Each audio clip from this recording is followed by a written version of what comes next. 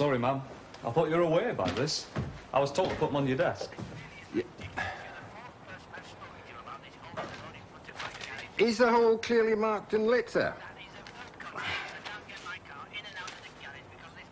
Yes, sir. Yes, I fully appreciate that a hole in the road in front of your garage is an inconvenience, but as it doesn't seem to be a traffic hazard or dug, as you might say, with criminal intent. I'm expecting my husband home tonight. Oh, nice. Jean!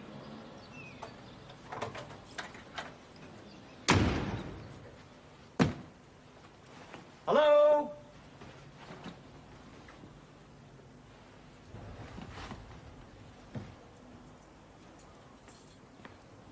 Hello?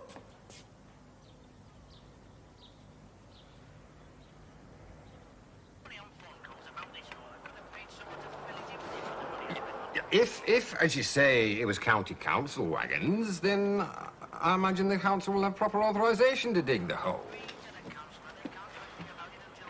However, from a legal point of view, I think it's safe to say that if it's not claimed within 7 days, the hole is yours.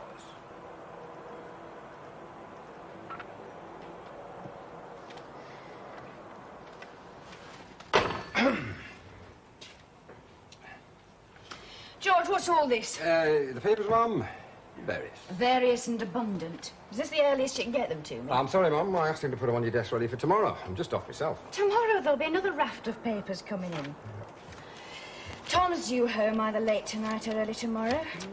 I wanted to have the house halfway decent for him. Ah, well, luckily for me, that's not a problem I have. No, you don't, do you? If you do, it's a big deal. Oh, the wife's coming out of hospital tomorrow. I'd better wash up. Share and share alike at our house, Mum. When you're at home. Why do women marry policemen? Perhaps it's the glamorous uniform. I'll attend to them now. It's me Tom comes home to, I hope, not to check the dusting. This letter from the Walmsley Road Residents Association. It's one of a number, Mum. Yes, complaints about Walmsley Road Social Club. Now it's copies to the Chief Constable on the Highways Committee. Late night noise, inconsiderate parking. They want yellow lines. Yeah, and a PC between the hours of 8 and midnight, Mum, yes? Evening, ma'am. Evening, George. You'll have to go round there again, talk to the club secretary and get him to put his house in order for real. First thing tomorrow, certainly, Mum. Who's going to meet a working man's club at 8 in the morning? At 10? What? I'm on 10 till 6. Oh, sorry. Do it tonight. Go in civvies. You know him personally, don't you? Oh, yes. I mean, he's not a bad lad. You can talk to him. He just thinks Walmsley Road Social Club is the hub of the universe. We'll try to get it through to him this time, to have more respect and consideration for his neighbours. It's entirely to the club's benefit. Every time I see this note paper, it's like a nuclear alert. Please put a polite but firm stop to it. See you tomorrow. Evening, Joseph. Evening, ma'am. Another action-packed night before us, ma'am? I've got these papers to attend to. I'll be in the office. Oh, George, put down an hour's overtime for that job. Oh, Mum, the SG's, J.A. Wrigley, his first application there. He's up for a fray Monday. Should get 6 months if God's in his heaven. And he wants a shotgun? No, he's got one. Wants to renew his certificate. Thanks, Sergeant. I was hoping for a laugh tonight. Oh, Joseph. Ma'am. Do me a favour, would you phone my house? If he's in, put it through here, but I doubt he will be. Right. When you have a moment.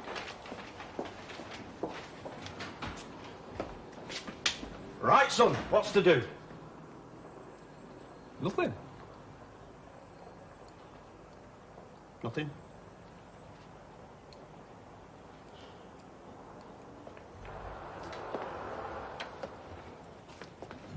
Right. It's going to be one of them nights, is it? Right.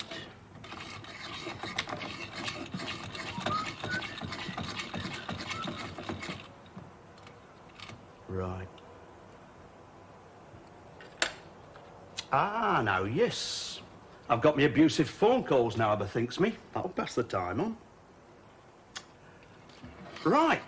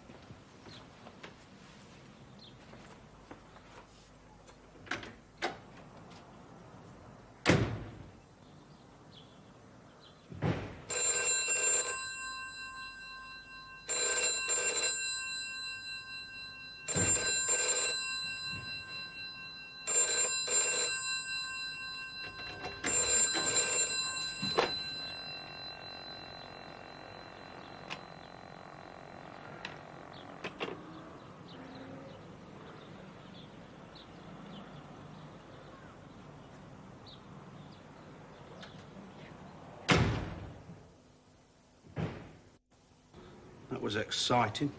Was it?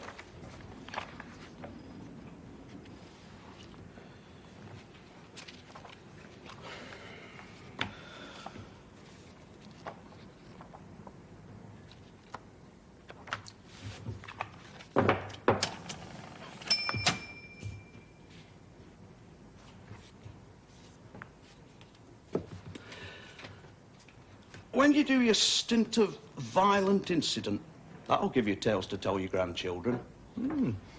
I'll be good and glad to do a bit of violent incident. I didn't really join to make mugs of tea and stare at a telephone. Or hand out 9 million forms. My thrill of the week has been doing road safety for the tiny tot cyclists of Park Lane Primary School. They put you on it to harden you up. I like children. It's so as you won't keel over when you're called to a messy road incident, say. They take you down the morgue for a look at the stiffs. Oh, nice. First time I went out, there was a pub battle going on. Shouts and screams, bottles flying. I said, right, are we going in?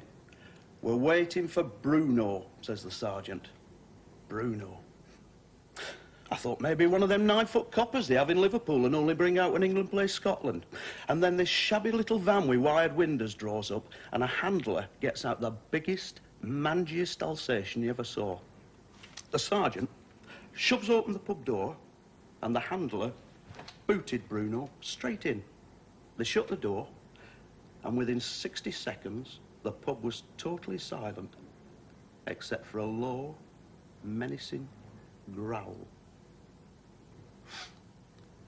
The police surgeon ran out of anti-tetanus.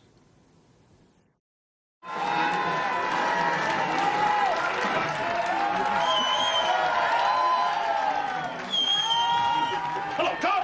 Hey! Oh, joined college life, are you?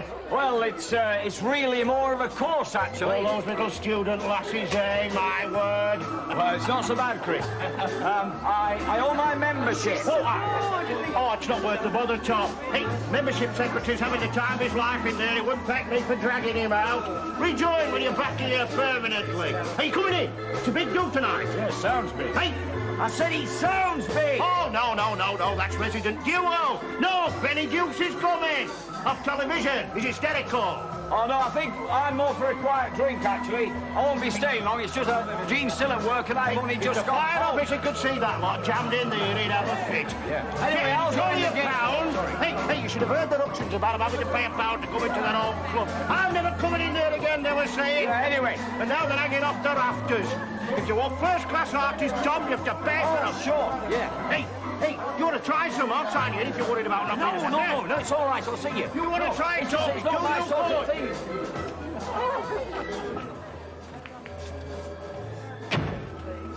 Social club for Asians. Do you ever hear the like? I could tell you a thing or two about the way they live, mate. I've been there, I've seen. Busy night tonight, Mr. Darbley. I've been 10 minutes trying to get half a mile. Hello, Frank. Now, some college lecturer tells us she thinks they ought to have a social club all their very own. Hey, you've been to college?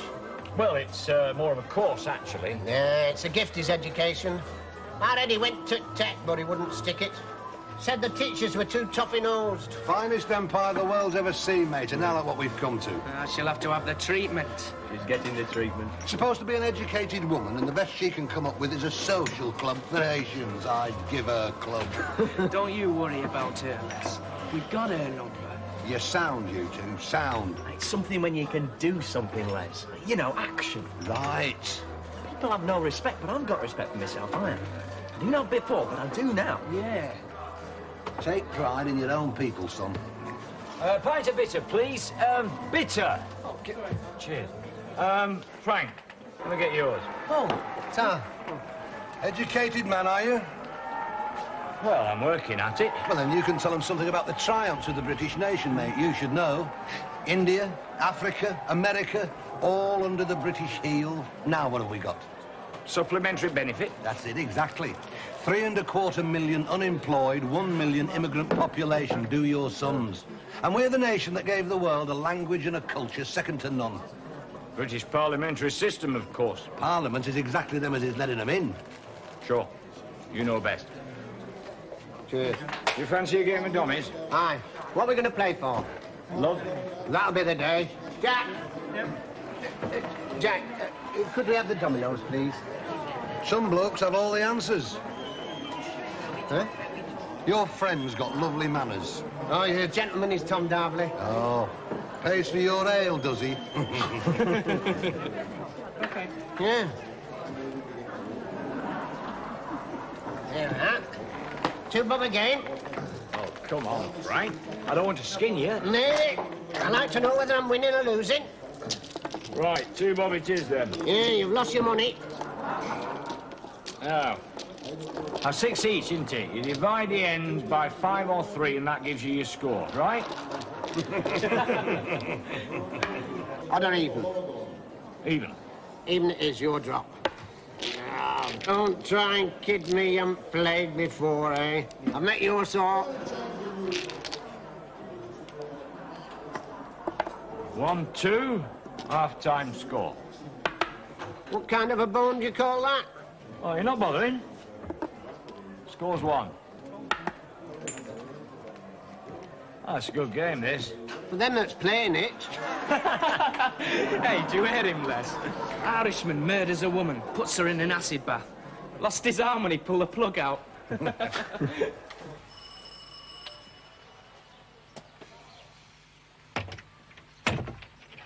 Yes, who is it? Police. Mrs. Fairchild? Yes. I believe you've reported some abusive phone calls. I'd be glad if I could have some details. Yes.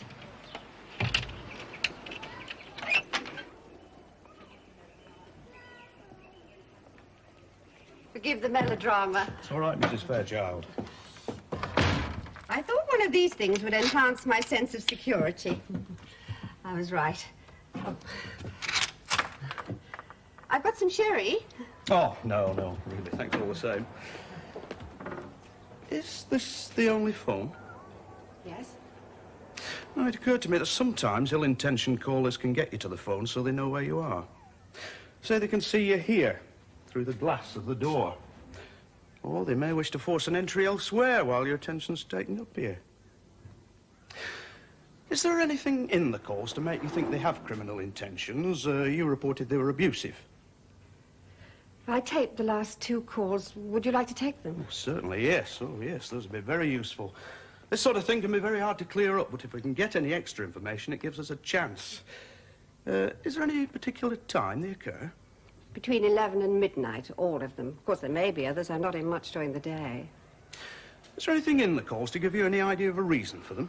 I mean, we have the tapes now, of course. No need to go into details. Anonymous calls can be extremely unpleasant. Yes. Well, the gist of it is political. Political? Get out before we burn you out. That's not very political, is it? Some people take their politics more seriously than others. Extremists? Sergeant, this is not a battle between activists. I'm not asking you to defend my views, the police to intervene in a political controversy.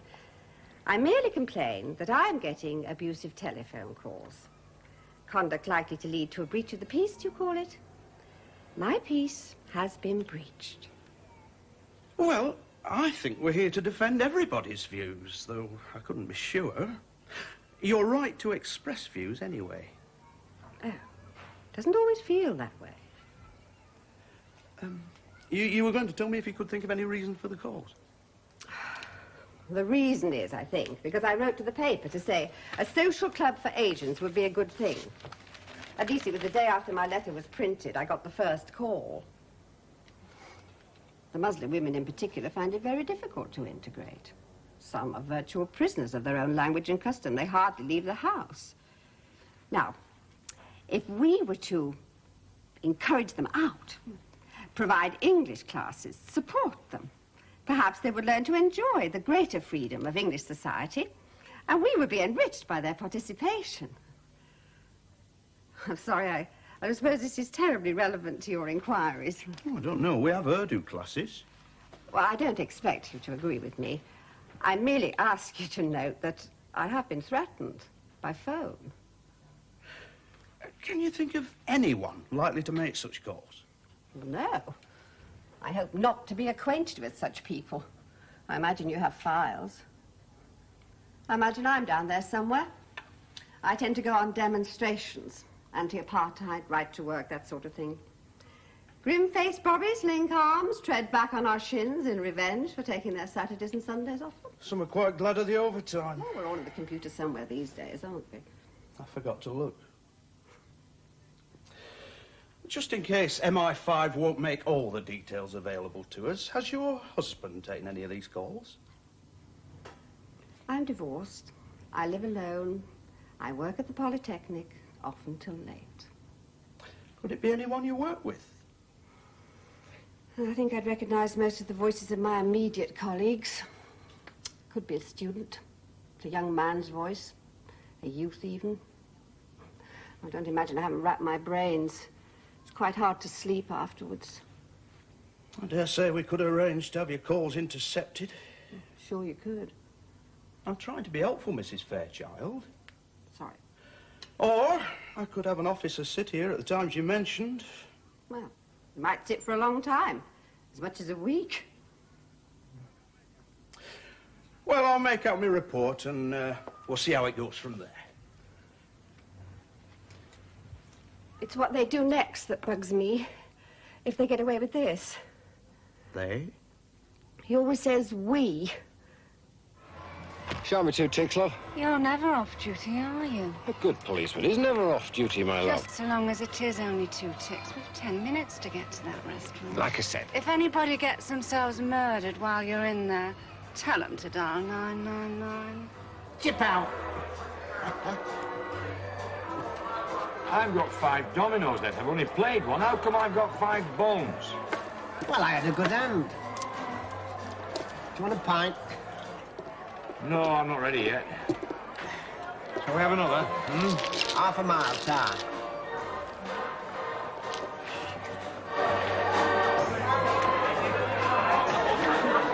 Now then, Jeff. Evening. How's your dad? Haven't seen him, Ribbit. He's all right. Chris Oldham, still secretary here. Yeah. Do you think you could find him for me? Tell him it's me and I could do with a word. He was in here last time I saw him. Good lad. All right, you, Gary. As well as I expect. Still out of collar. Aye. 6 months now. Don't know how to pass the days. It's bad. How do, George? Hey, you having a pint? Carrot and I. Packed in there, but I reckon I can squeeze you in. Here, I tell you what, you have this one, it's untouched, and I'll get another one. Well, yeah, go on. Thanks.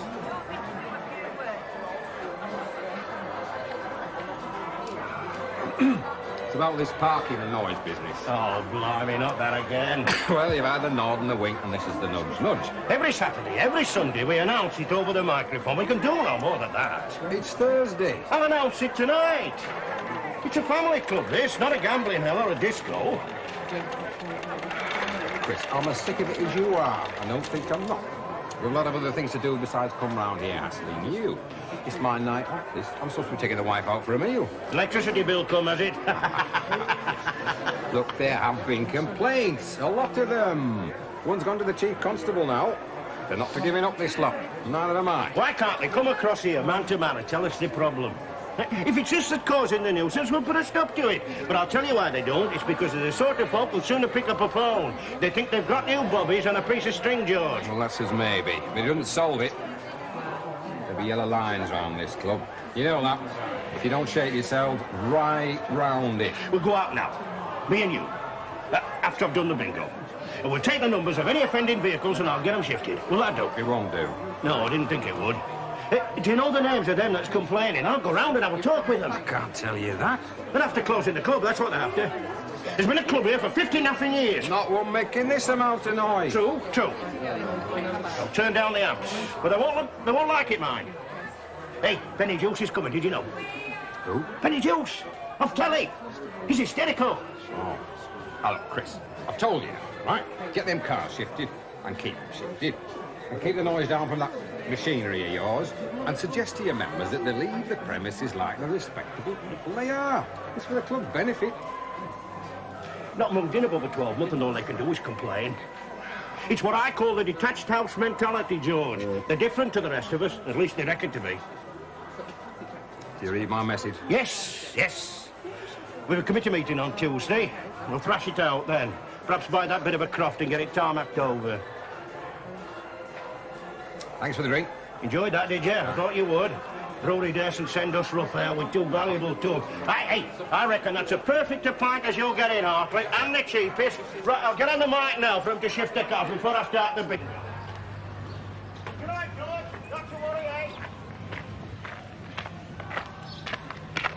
Tick, tick. Sorry? What was all that about? Complaints about noise.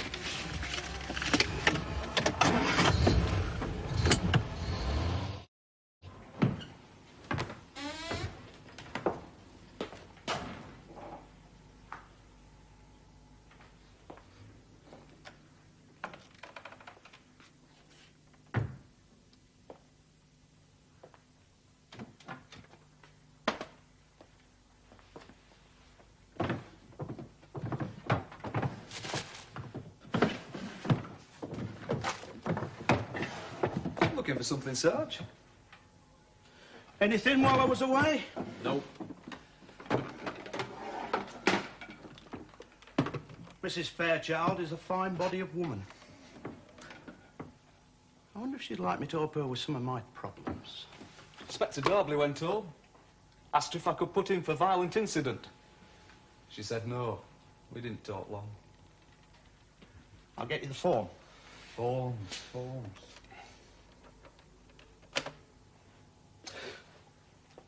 Fella laid his head on the railway line at Todd once. I was first on the scene. After the meat wagon had cleared up, it didn't seem right to have his head rolling about in the back, so I happened to have this big cardboard box with me, and I popped it in there. I said, I'll bring this along. I got back in the car. What's wrong with this thing?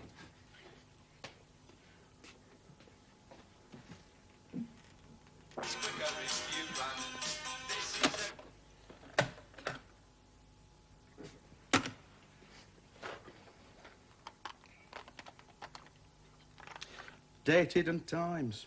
An efficient lady.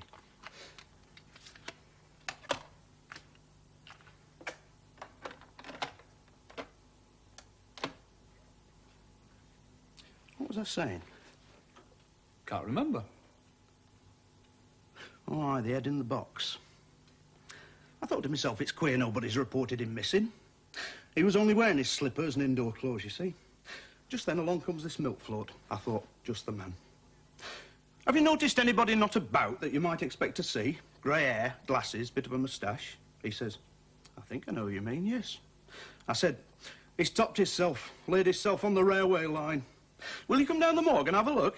He says, certainly, but I'll have to finish my round first. Come to think of it, I said, I've got his head now in the back of my car. Right, I can have a look at him now then, can't I, he says. As long as you don't mind, I says. Here. Why, he says, that's him, all right. Fancy. Public phone. Oh. Hello? Organ music. It's a club, is it? I'd say that were a club, Sarge. Who is that speaking? We'll get you, Mrs. Fairchild. Make no mistake, you stinking commie.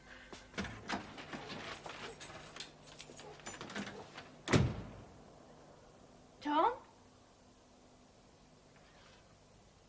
Hello?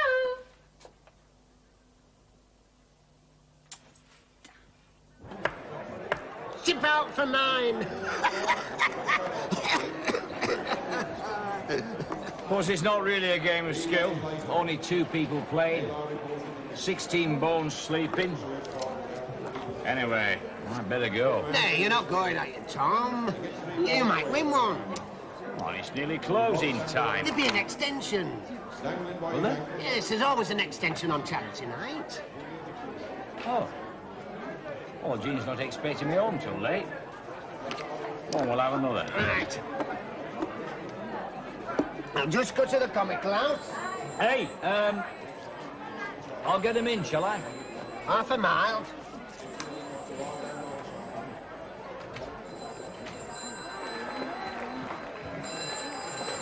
You know it, Gary?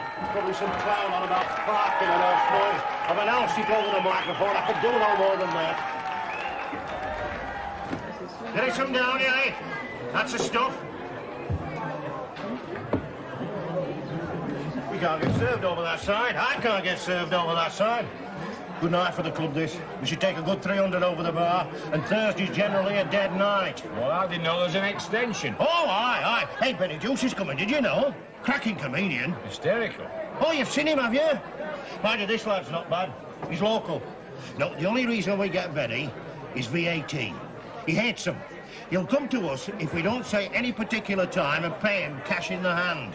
He'll have done 2 other spots in other clubs already tonight. We get an hour off him. Club full. No arguments. Can I get a serve? What is it? Oh, pint of bitter, half a mile. Jack! 2 pints of bitter, half a bitter, half a mile. Hey, this is for me, this. I'll get these. Got to be some perks in this job. I do enough for the club. Here, Juliet. Half a mile.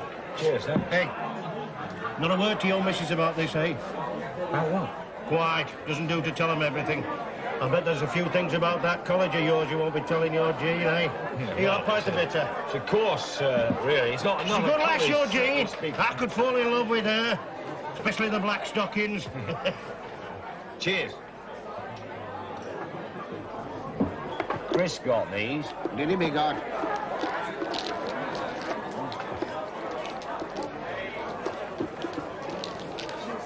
Oh, do you mind not doing that?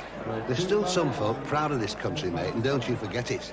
And we're still capable of rising up and striking back at the rottenness within. And don't think your tweed jacket and fancy education will protect you. You're either with the British or against them. Hitler knew what he was doing. Well, invading Poland? Like a joke, do you? I thought Hitler he did.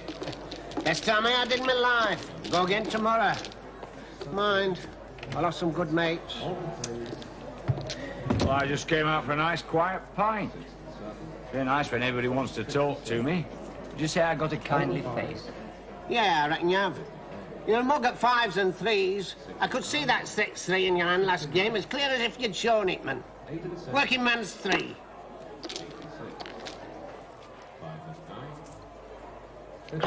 Well, that's me last, unless me Jaro comes. Yeah, well, I'm on my way, but I'll get you one in. Oh, Tarles, you're a pal.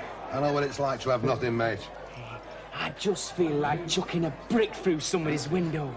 I like your style. Pie, please, Miles. 66. Oh, Gary, one thing.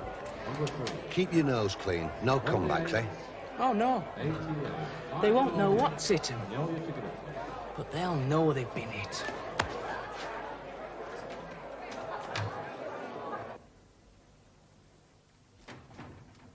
Who is it? Who's there?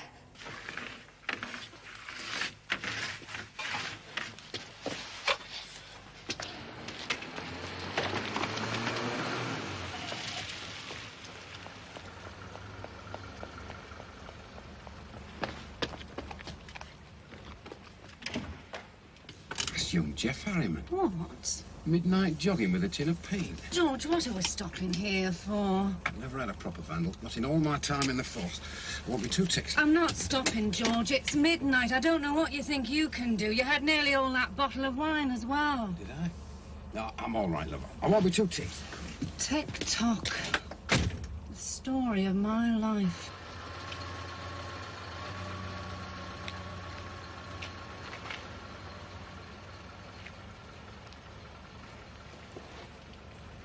Hello. I'm a police officer. Looks like you've had some trouble. Yes. What a mess.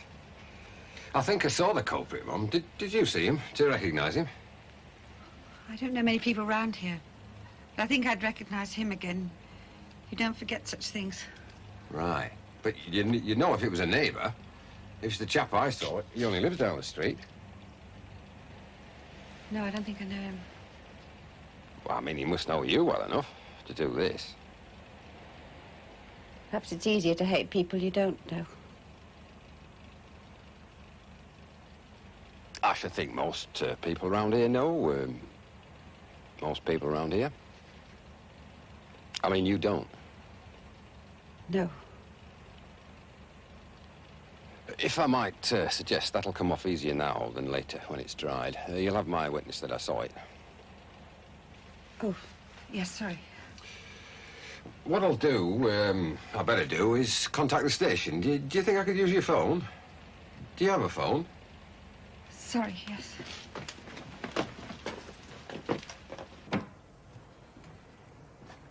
In a way, I'm glad it's happened at last. I've been getting nuisance calls. Oh, what, could be connected, do you think? I mean, on the same lines with it? Yes. I did report it. Quite right.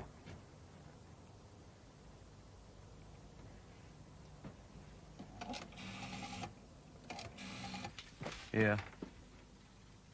Did you? Oh, really? Yeah. Yeah. Ta-ra.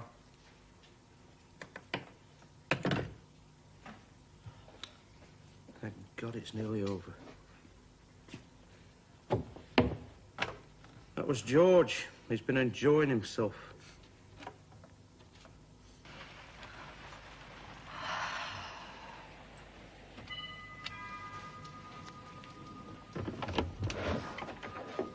Evening, Harry. Is Schickelgruber in? What time of night do you call this? What's that? Don't you call my son. You're out of order there, George. You seem to know what I mean.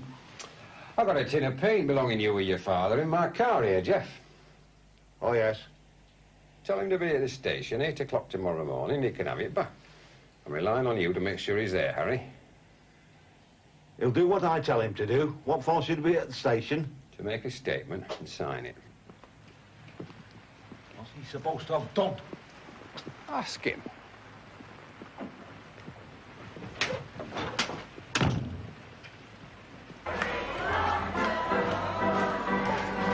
Right, where's the trouble? Anybody seriously hurt? There's no trouble. We've had a call, something about a bottle fight. Bottle fight? Here? Yes. So see for yourself, officer. This is a highly respectable club, I promise you. All right, if I have a look, is it? Of course. A lot of people? Yes. After midnight? Is it? Yes, we'd better have some names. Right, lads. Yeah, I know what it is. It's a vicious call, that's what it is. We've had a lot of trouble. The sergeant was here. Everybody's name, lads. Get the names. What it is, you see, we've had a lot of trouble with neighbours' complaints. A lot of trouble. And I know exactly what they've done. They've made a 999 call, right? Right. Somebody has, anyway. It's just to drop us in it, officer. Look, can I get you a drink while you're here? I imagine this is the sort of thing we can talk over, eh? Now, listen. How many of you is there? I've counted 12 and I can't on one of you. Where have you all sprung from? Manchester? I've never seen you before in my life.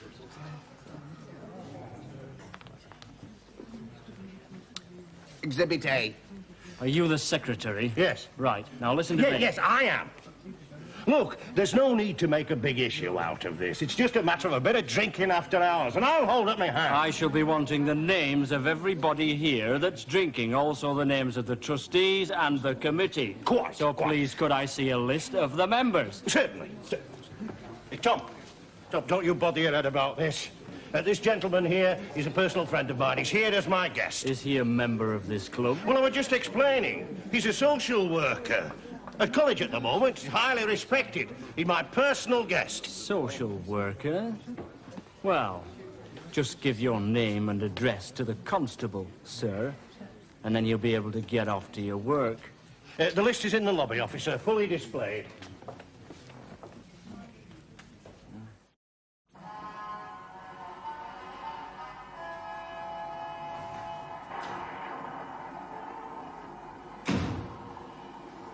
Tom? Gee, hello. Where were you?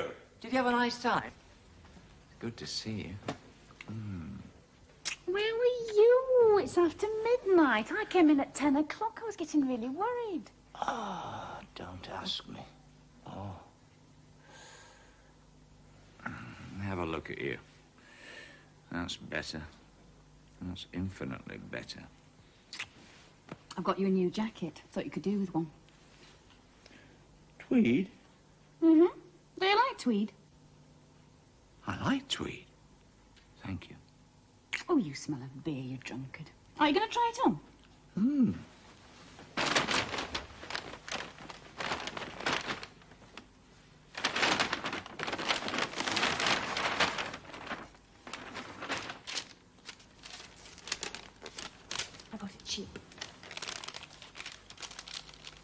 Did you go somewhere nice? I was in the office. You? Getting nicked. Pardon?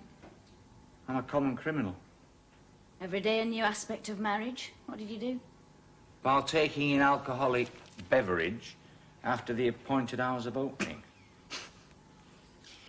Oh, well, Helmshaw was looking for something to happen tonight. Where were you? The Swan? He's been warned often enough. Well, you can pay your own fine, you dope, out of your grant.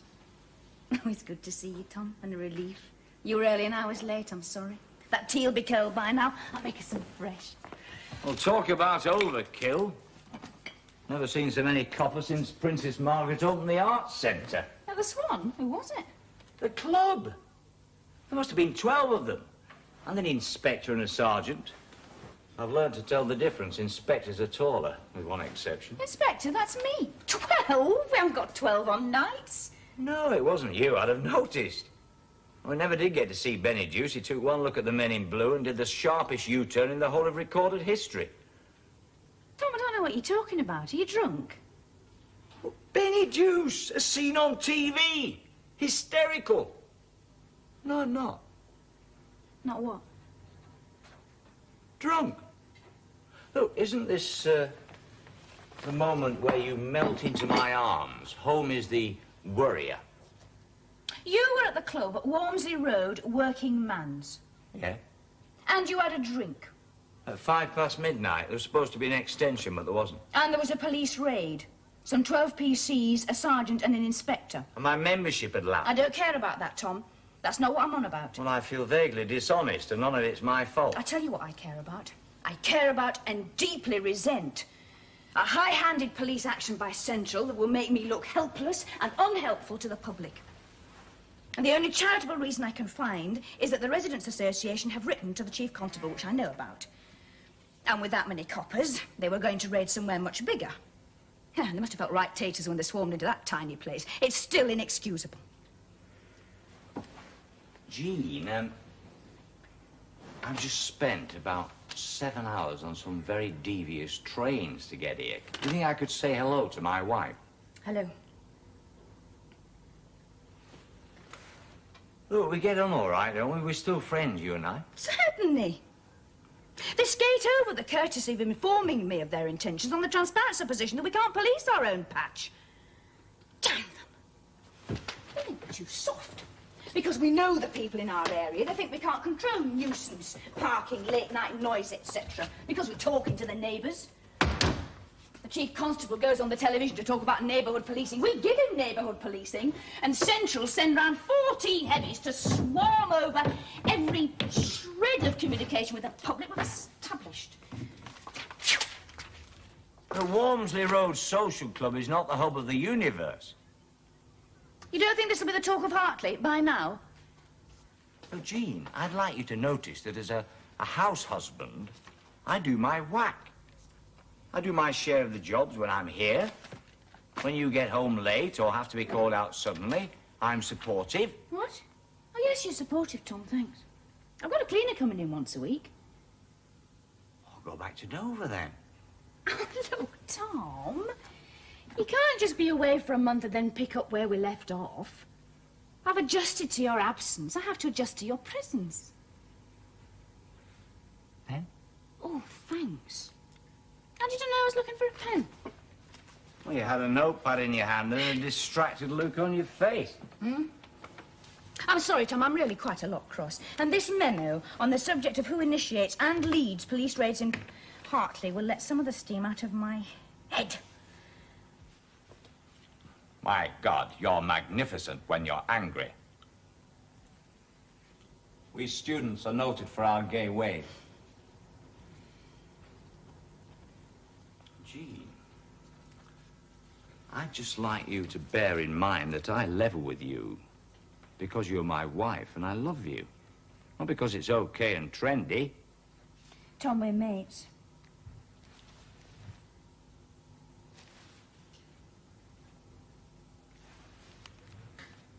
Anyway, I'd like you to level with me. There's all sorts of things in this town demanding your attention. I'd like to be one of them.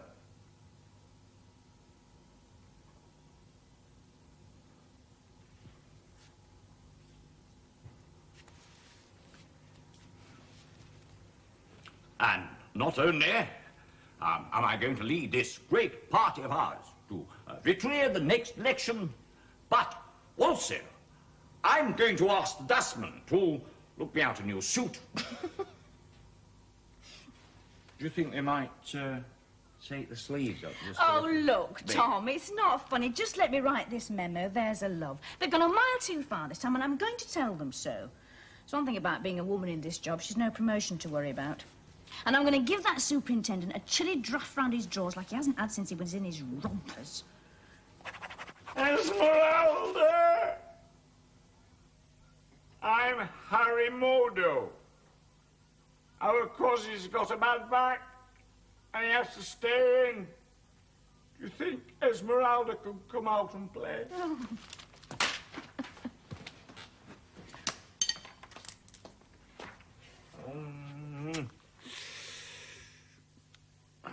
We do body language on Tuesdays and intraspecific relationships. I always get 10 out of 10. Oh, to hell with the superintendent. You're a much nicer man anyway. Hey, be careful with that jacket. My wife just bought me that. Next on Drama, we catch up with London's finest police. The good folk of Sun Hill are on the beat. In the bill.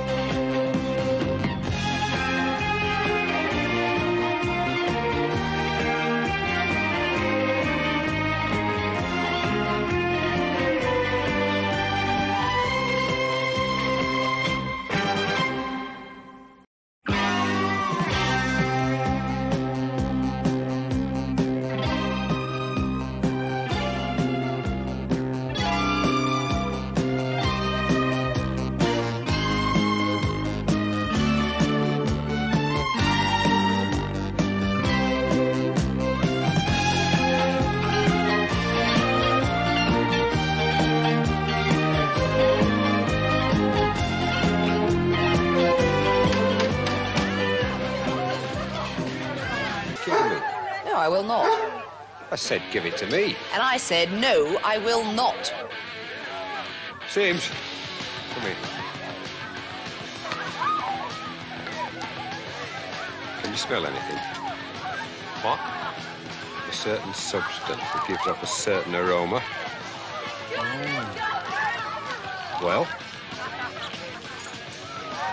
Right.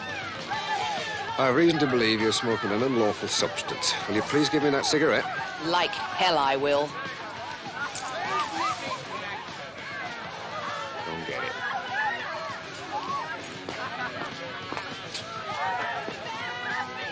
And you, into the car. What for?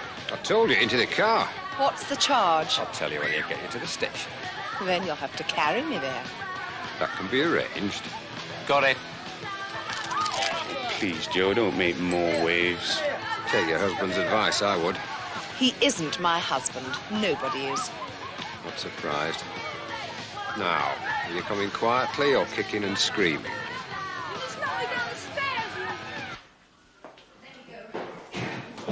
This is a liberty, and you know it. I'm going to speak to somebody in authority, and that isn't you. As far as you're concerned, it is. Now behave yourself. Oh, you mean do as you say? That's it exactly.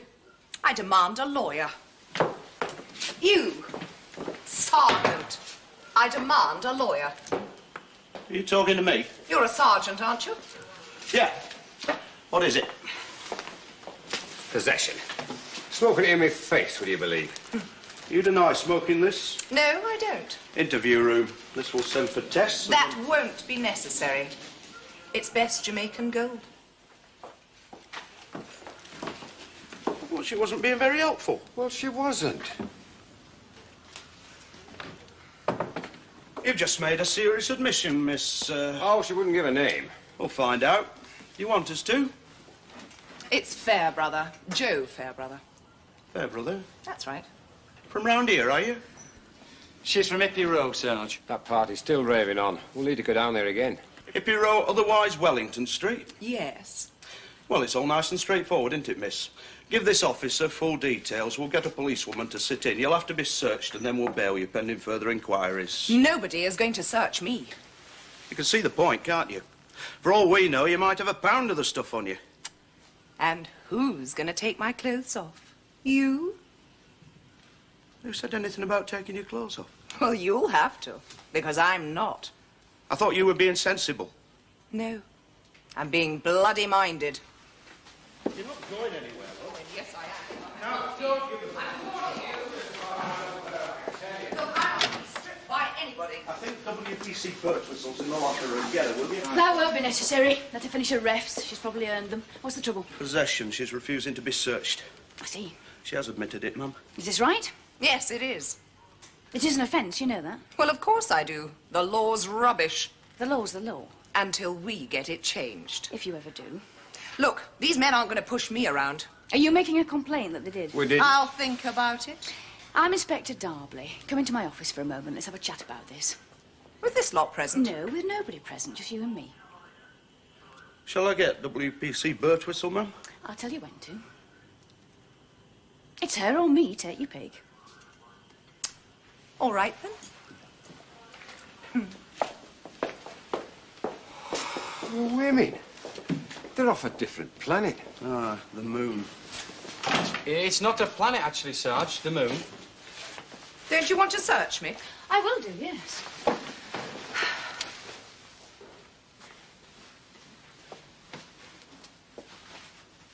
Empty your bag. There. That's all there is. It's tobacco and stuff.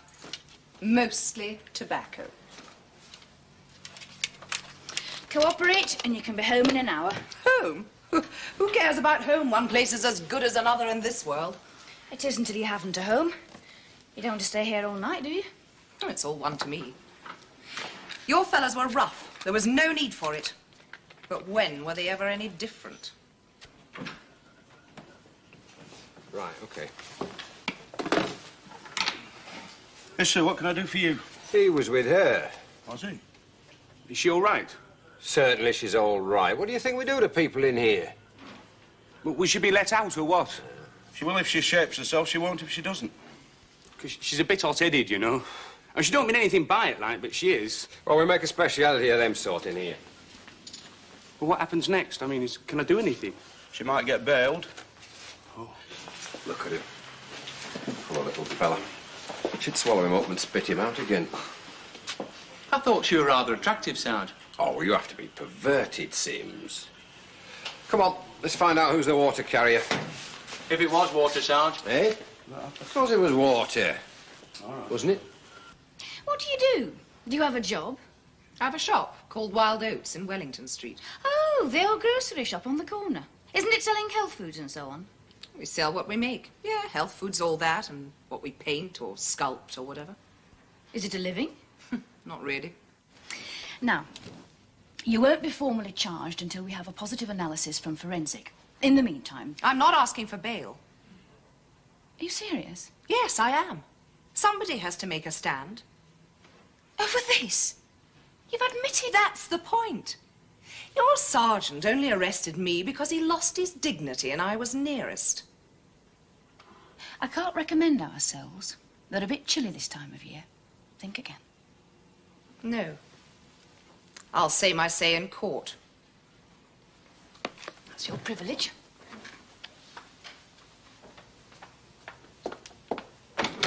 Sergeant Beck.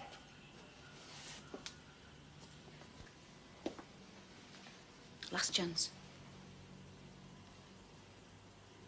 You all right then, love? We'll get in touch if it's handed in. Thank you. Keep an eye on the desk, will you? All right, Sarge. Miss? Yes.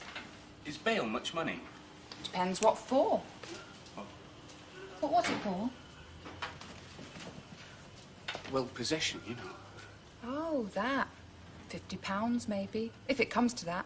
£50? Well, you don't have to have it in your hand. You just have to guarantee it. Oh, same difference, though, isn't it? Oh, yes, I suppose it is, really. WPC Birchwhistle. Yes, Sarge. This is Miss Fairbrother, possession. Take her away and give her a thorough search, will you? The inspector searched me. That was just a preliminary search. All right. This way, please. You talking to me? Well, you heard what the sergeant just said. And you heard what I just said. It's been done. I've told the inspector I'm pleading guilty, so stuff your search. You're being very silly, Miss Fairbrother. Now be sensible. It's just a precaution. How do we know you haven't something else hidden on you? How do we know you're not a dealer? Because I say so. Take her into the interview room. Do it there. You're not doing it anywhere. Not you, not her, not This anywhere. way. Get your hands off me. Let me go, you cow! Help, Sergeant! Ow! Oh, you get your hands off me! No, I won't, love. You're going in the cell, so you cool down a bit. Hello? Hello, Mr. Fairbrother? Oh, Mr. Fairbrother, it's me, Trev. Joe's friend. Married? Oh, no, we're still thinking about making it legal, like. Yeah. Yeah, Mr. Fairbrother, Joe's in bother. She's in jail. No, jail? Oh, sorry, was I shouting? Well, possession. If you know what. Yeah, well, the thing is, she's made a bit of bother down at the station. You know how she is. They put her in a cell. I think they're going to keep her there all night. Oh, in Hartley. She's at Hartley Police Station. Hello? Hello, Mr. Fairbrother?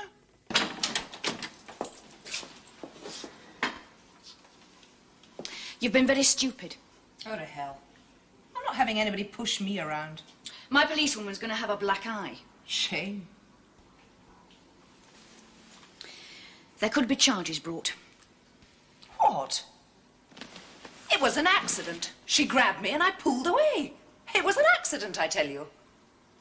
Oh, does she say different? She's got an attitude to her job. She takes the rough with the smooth. But if she thought you'd elbowed her deliberately, she might want to do you for assault, and I certainly would. Look, you've got me in here. You can do exactly as you like with me. You people hate our guts. That's just not true. There's a court in the morning. You were remanded in custody if you refuse to accept bail for the possession.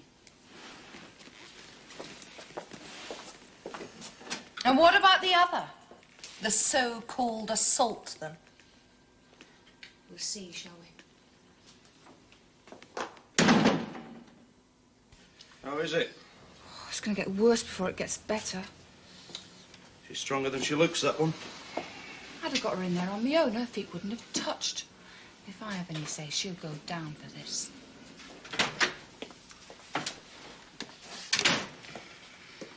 How's the eye? Still there, Mum. She says it was an accident. Well, she would, wouldn't she? It's up to you. And Sergeant Bet, you were both present. I don't know. Could have been accidental. She's obviously highly strung. Highly strung? She knew what she was doing. Yes, but it's proving it, and we have no independent witnesses, do we? Only that lad, her boyfriend, he's Scarper. And? If he said anything, it'd be police brutality. I see. Well... Forget it, Mum. It's okay. Right. Probably wise. I'm on my way home, Joseph. Good night. Good night. Good night. She's getting away with it, isn't she? Yeah, she is. But don't they often? Never mind, there might be a next time.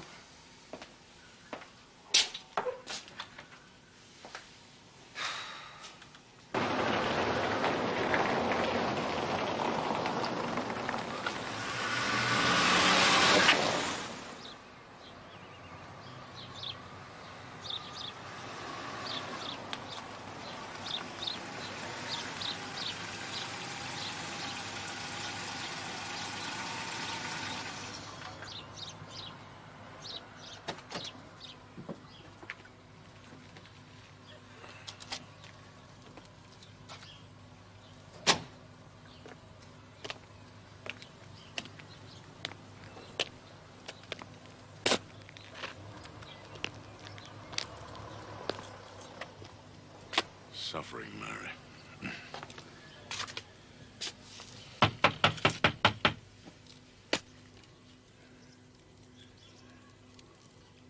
Come on, open up.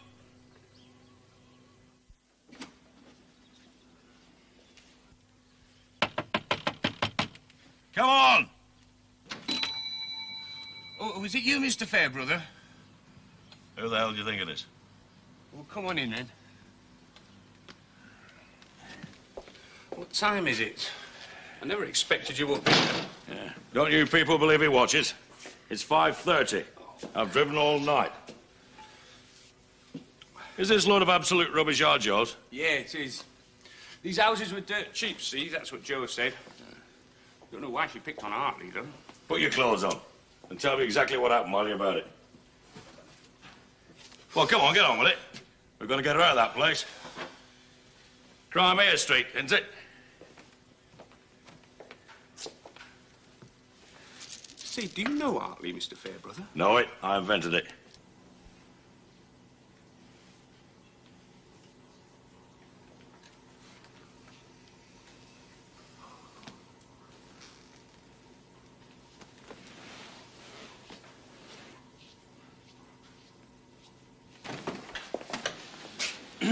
Morning. You're early? Yeah, it's not just me. No? No, it's him. It's, is it?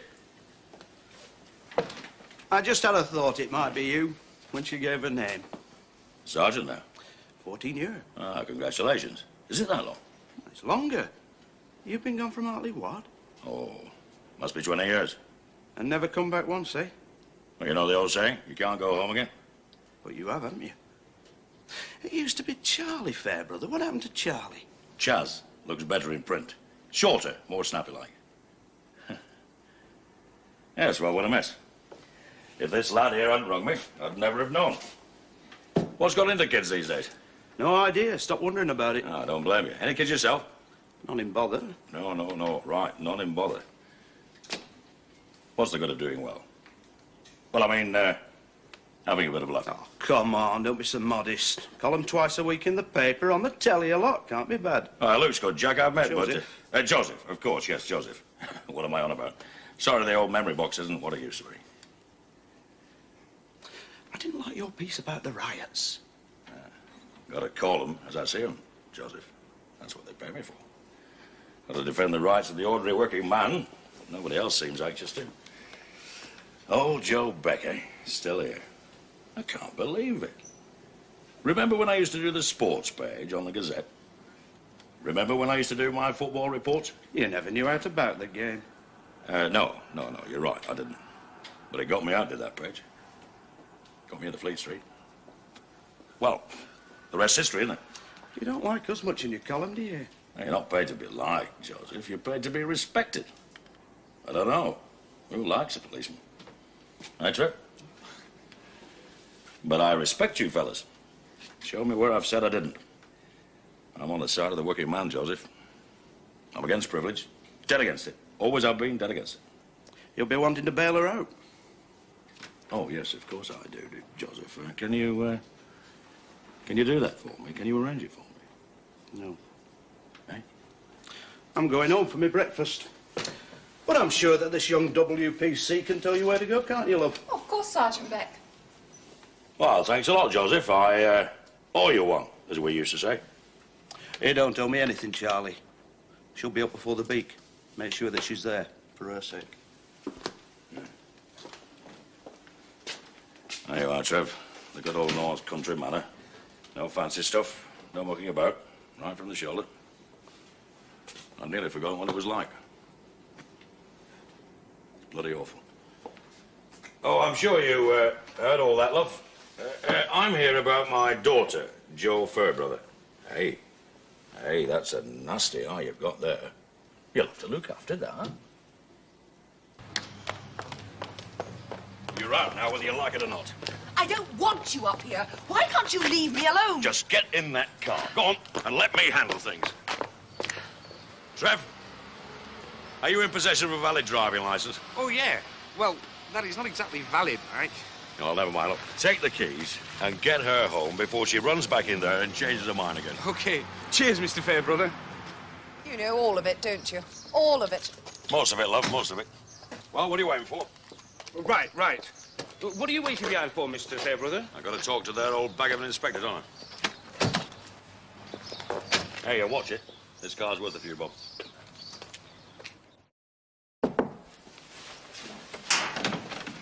I've got Mr. Fairbrother outside. Right, wheel him in.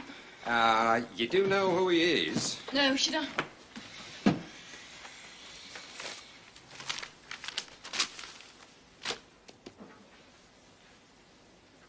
Oh.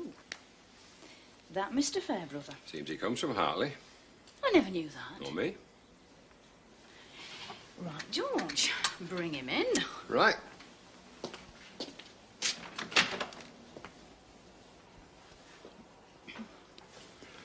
Mr. Fairbrother, Mum. Please sit down, Mr. Fairbrother. I'll be with you in one moment. No hurry, Inspector. No hurry at all.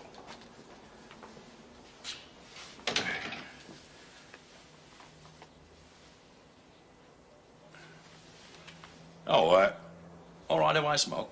Feel free. So many people object these days. No, I don't. Otherwise, I'd spend all day doing it. Well, I read it a bit quick, but it's very racy, provocative stuff, isn't it? Sorry. Your article this morning? Oh, that's what you're reading. I started and couldn't stop. Well, that's nice. Thank you very much. You don't like authority much, do you, Mr. Fairbrother? You think that some authorities, like some politicians, should be, then what was the phrase? Kicked into touch. Well, they should. I'm against privilege, but not all kinds of authority. I think your daughter might well say something similar. Yes. What are we going to do about that, Inspector? Oh, excuse me, I drove up overnight. I was that concerned about Jo. That's natural. I understand she's accepted bail. Yes, she did. After a struggle. Sensible of her. Yes, it was. Well, it's just just the once it's happened, isn't it? She regrets it, you know. She genuinely wishes none of this had ever happened. Most people in her position would wish that, wouldn't they? Well, she's only a bit of a lass, really. I know she talks tough, but... Look, Inspector, this is not for my sake, what I'm going to say. But I don't want Jo to be, well, victimized because she's my daughter. Victimized by who? Well, the machinery of the system. Look, everybody's going to know I'm her father. That'll bring the reporters over from Manchester, probably. It'll be in all the rival papers. You see, I've made a few enemies in Fleet Street, competitors, mainly. And they are just going to love it. It's your image you're worried about. No, not for one moment. No, I just happen to think that even with the most sympathetic hearing in the world, that girl is going to be crucified because she's who she is. I can't see that, Mr. Fairbrother. Well, let me put it another way. If it had been Trev... Who? Trev, her boyfriend. Oh. Now, if it had been him, he wouldn't even get into the Hartley Gazette. Oh, I don't know. The Hartley Gazette prints just about everything that happens in Hartley. I know, like a burp at a council meeting. But am I right or not? Who would be here to report the case if it was Trev? I'm right, aren't I, Inspector?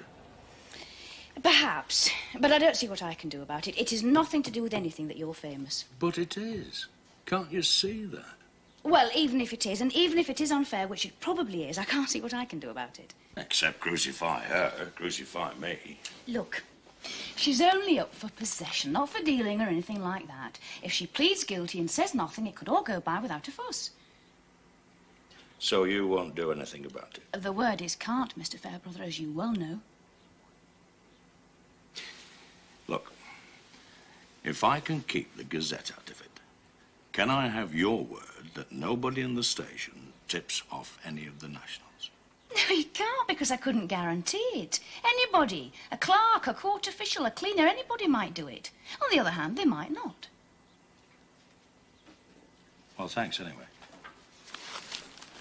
For nothing. It's about what I might have expected.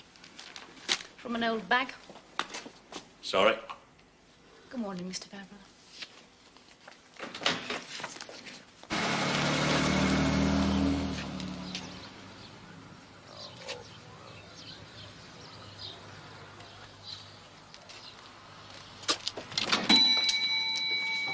Oh, sorry about the bump, Mr. Fairbrother. Oh, never mind that. You want some coffee? No, thank you. No, thank you, Trev. Can you excuse us for a minute, Trev? Eh? Oh, yeah. Right, I'll be upstairs. Right, Tom. Hey, I think I will have that coffee after all. Make it yourself, it's all there. No. It's all right. I'm not bothered, really. No.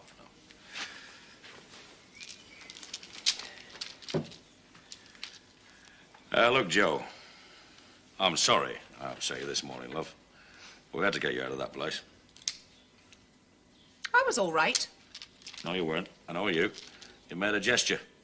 Well, that's fine. That's to be respected. There's no need to carry it to extremes, is there? Oh, that's exactly you. Do you know that? What? No need to carry it to extremes. There's every need to carry it to extremes. How else do you think anything ever happens?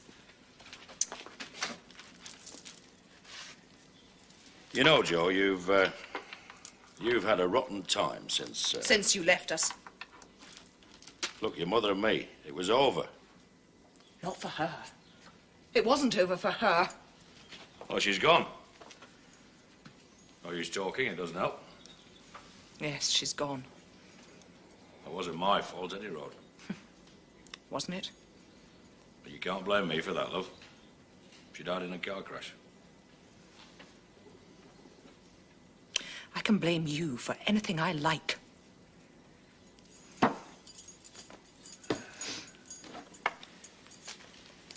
Now, Joe, I've been along to the Gazette. I've talked to the editor. Hey, would you believe it's old Jerry Tillotson now? Well, he's not going to make a lot of it, the case. So all you have to do is turn up at court and say napped. On the contrary. What? I'm not going to try and get out of it. I'm going to tell the court that copper harassed me. You're not serious. Just wait and see, mate. It's me, isn't it, eh? Eh? It's to get at me. It's nothing to do with you. Oh, yes, it is. It's got everything to do with me. That copper and me, that's what it's about. They think they can push people around. Joe, what do you expect? How do you think you look to them? What the devil are you doing up here anyway, camped out in this lousy place? Why did you come to Hartley at all? You've never really lived here, except when you were tiny. Maybe it's because you were always going on about it. Oh, you still do in that fake column you write twice a week in that lousy rag of yours. That lousy rag put you through school and university, and it got you a job in the best advertising agency in the country. You're a fake, Dad. Do you know that? Always on every day about your working class origins and the ordinary working people. You wouldn't know one if you fell over one. You were working in Fleet Street and living in Hampstead by the time you were 30. You don't know anything about the ordinary working people. Or if you did, you've forgotten. And you, Joe, what about you? You buried yourself here, nobody knows you're alive. So now you've decided they will. Even if you have to hurt me to do it, especially if you have to hurt me to do it. Go away, Dad. Just go away.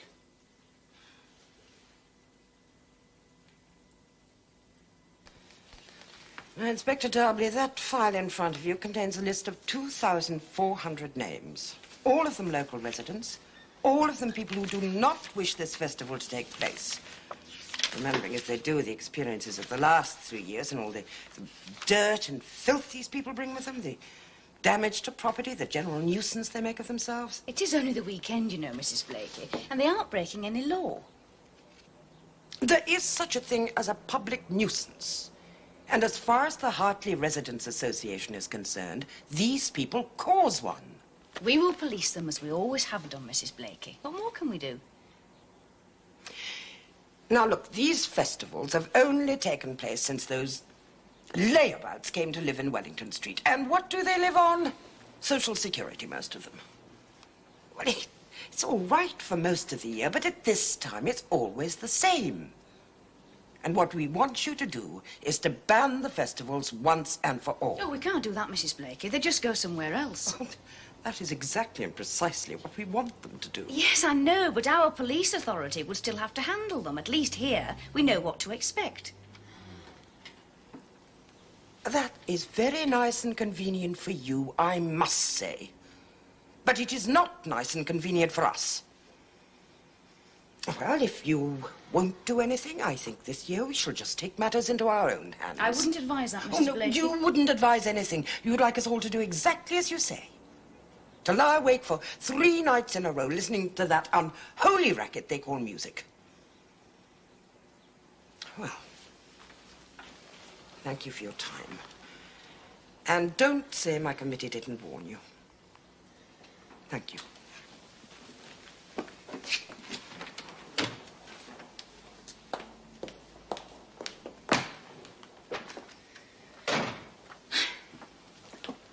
What do you think, ma'am? I don't know. What can they do?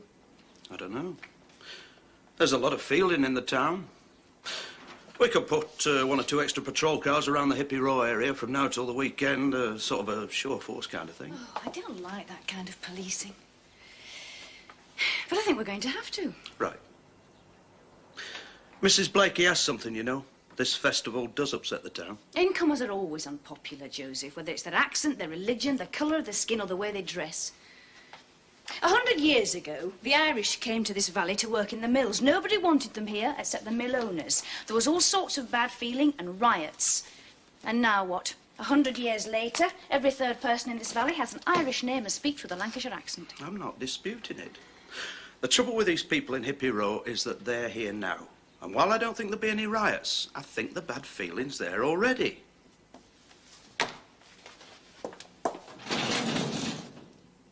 When you think of some places, Joseph, we're lucky it's our only problem. If you ask me, do you know what I think you ought to do? No, what? Ring him up at the hotel.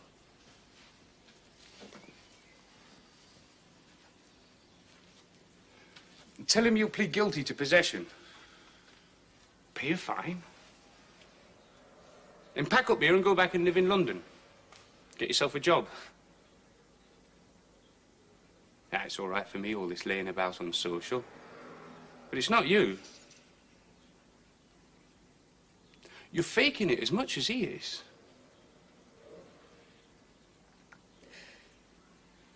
Trev, why don't you just pack your bags and leave? Okay. If you say so.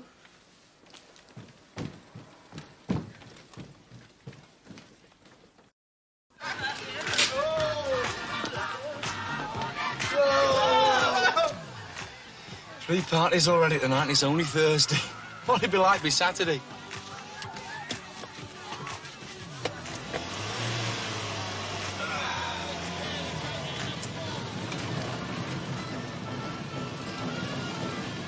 What's our brief this time?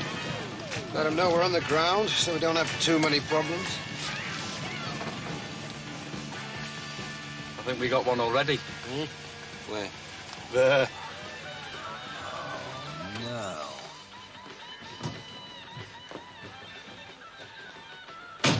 Sergeant Parish to Hartley.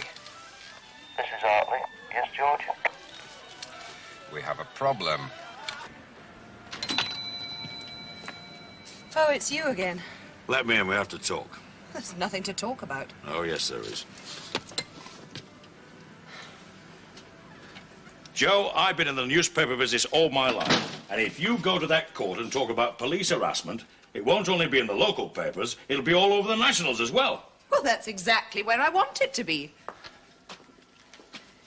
You mess the courts about, they'll mess you about. They'll just fine you anyway. So why make a fuss? Why not? Who cares what I do? I'm nobody. Joe, I care. Honestly, I do. Believe me. I hate to see you living up here like this, miles from anywhere. Come back home. I'm trying to find my own way to live, Dad. Can't you understand that?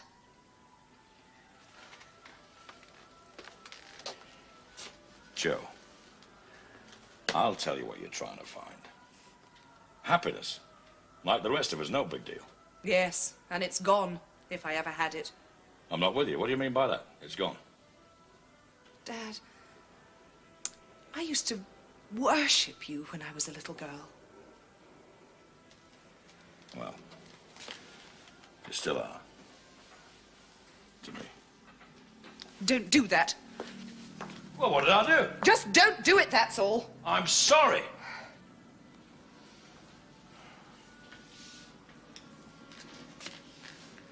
At least say you'll think it over.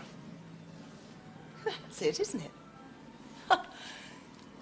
You're really scared I'll do it and harm your image. Don't be stupid. It's you I'm thinking about. Oh, no, it isn't. It never was. I know you, Chaz. It's Alvinos, isn't it? It's walking in Alvinos and having them all look at you and say, there goes the great Chaz Fairbrother, the best since Cassandra. That's all that really matters to you. Go on, be honest, admit it for once.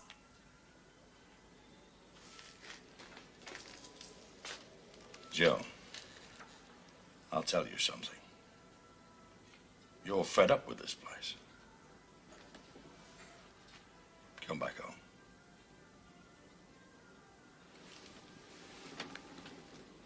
I love you, Joe. You know I do.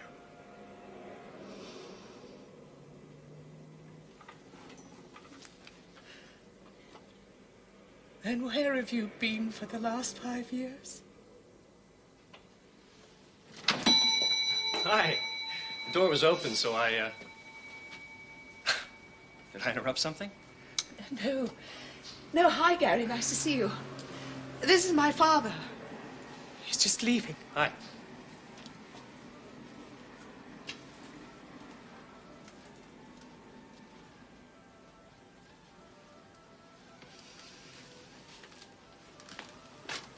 Excuse me.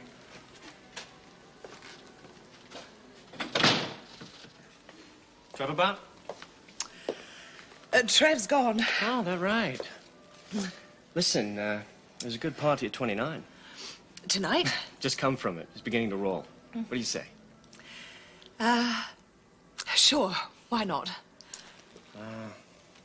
Do you, have anything? Yeah.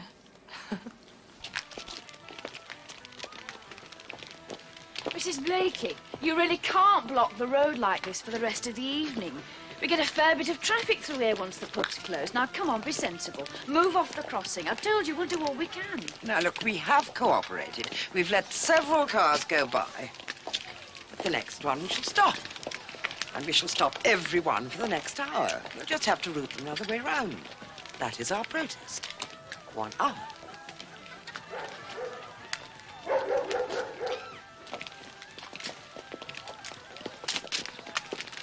What do we do?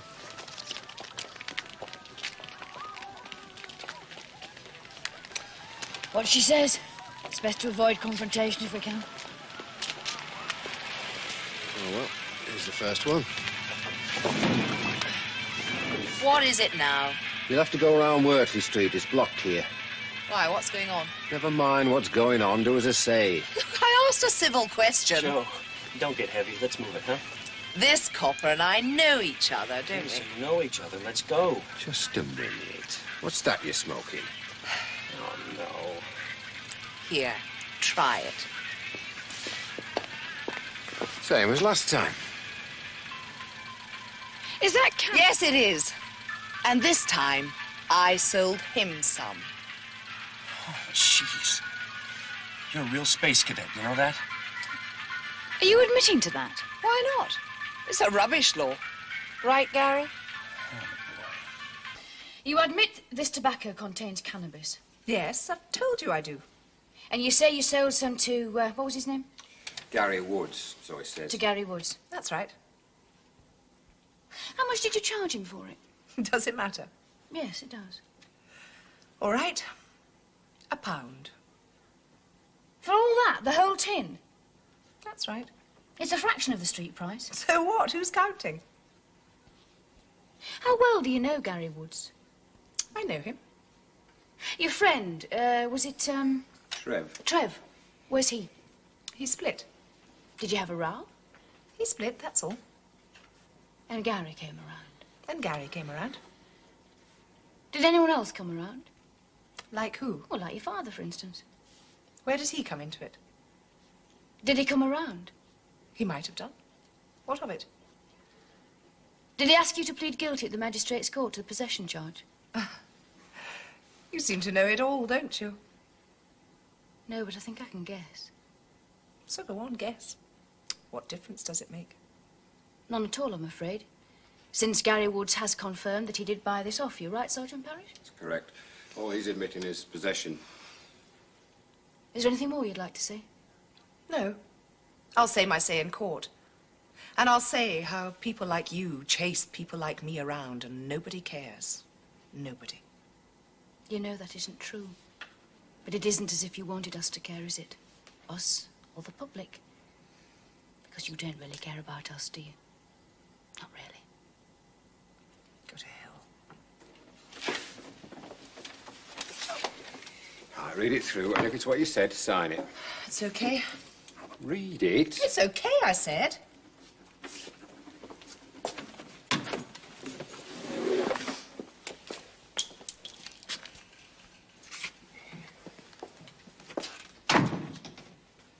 A charge of dealing? Oh, no. Yes, I do know why she's pleased about it, but I won't go into that. Well, thank you for calling and telling me, Inspector. Thank you. Bye.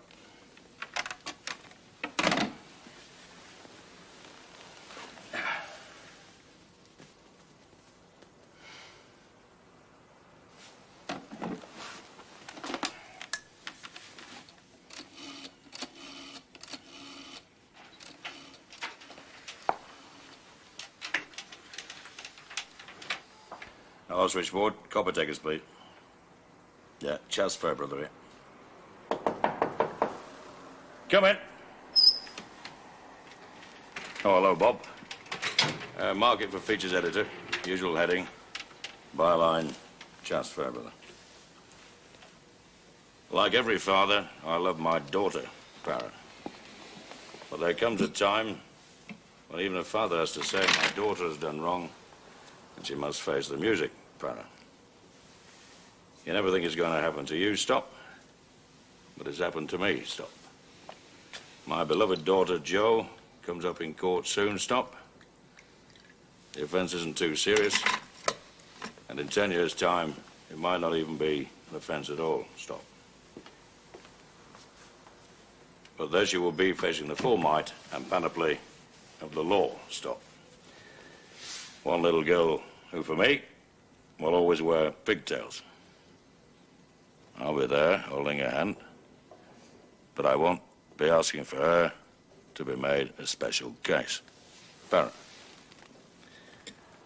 Ordinary working people have to abide by the law of the land. And so must my daughter, stop. I accept that, stop. Also, I accept that I have failed her. It hurts me to say it, but yes, I have failed her.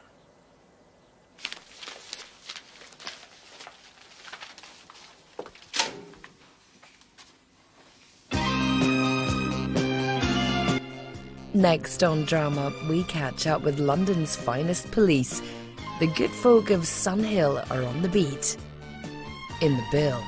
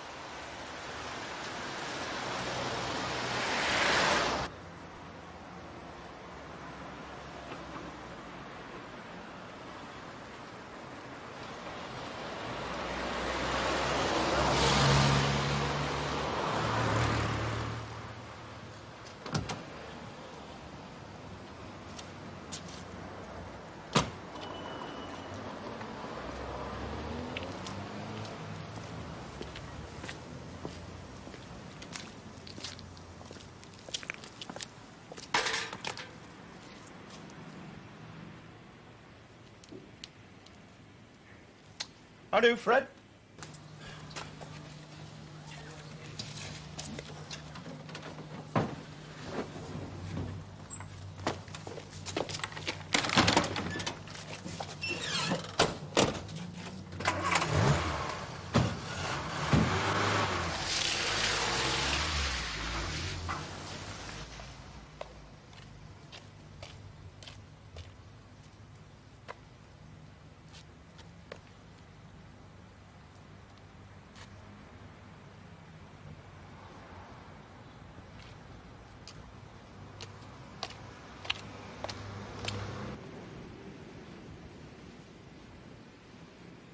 "48 hours. I get a job, and that's all it takes them to find me and get me out of it again. 48 hours. Go on, Sadie. You'll have to go back. Sheffield. They come on to me there. Camden before that. Now here. Where can I run to next? I don't care where you run to. I'm coming with you, though. I shouldn't have taken you away from that children's home. 10 years ago, when you went to prison, I was only 6. I wasn't given any choice then. I've got one now. Sadie. I killed your mother. Get another job. Yeah. And the police will find me and have me out of it again. You never get away from your past. It always catches up with you. I'm your past too, Dad. Go and see a doctor, see if you can get some more pills. Still got plenty of the last lot. Hopeless.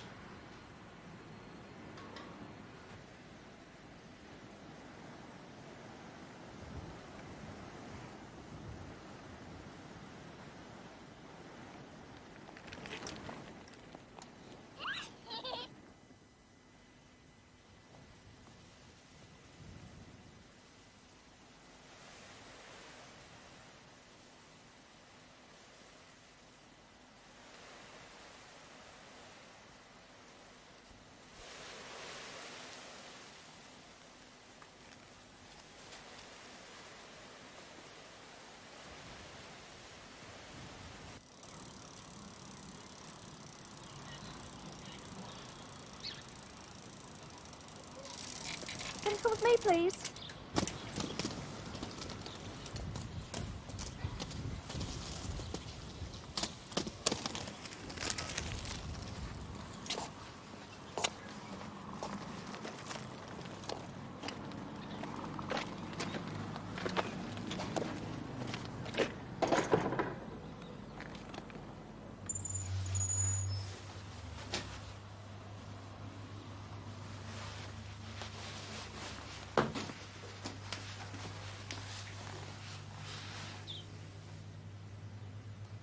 Who's this, love?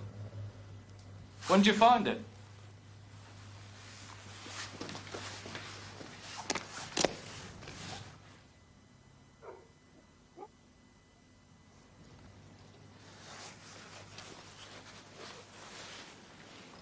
Seven three to Hartley.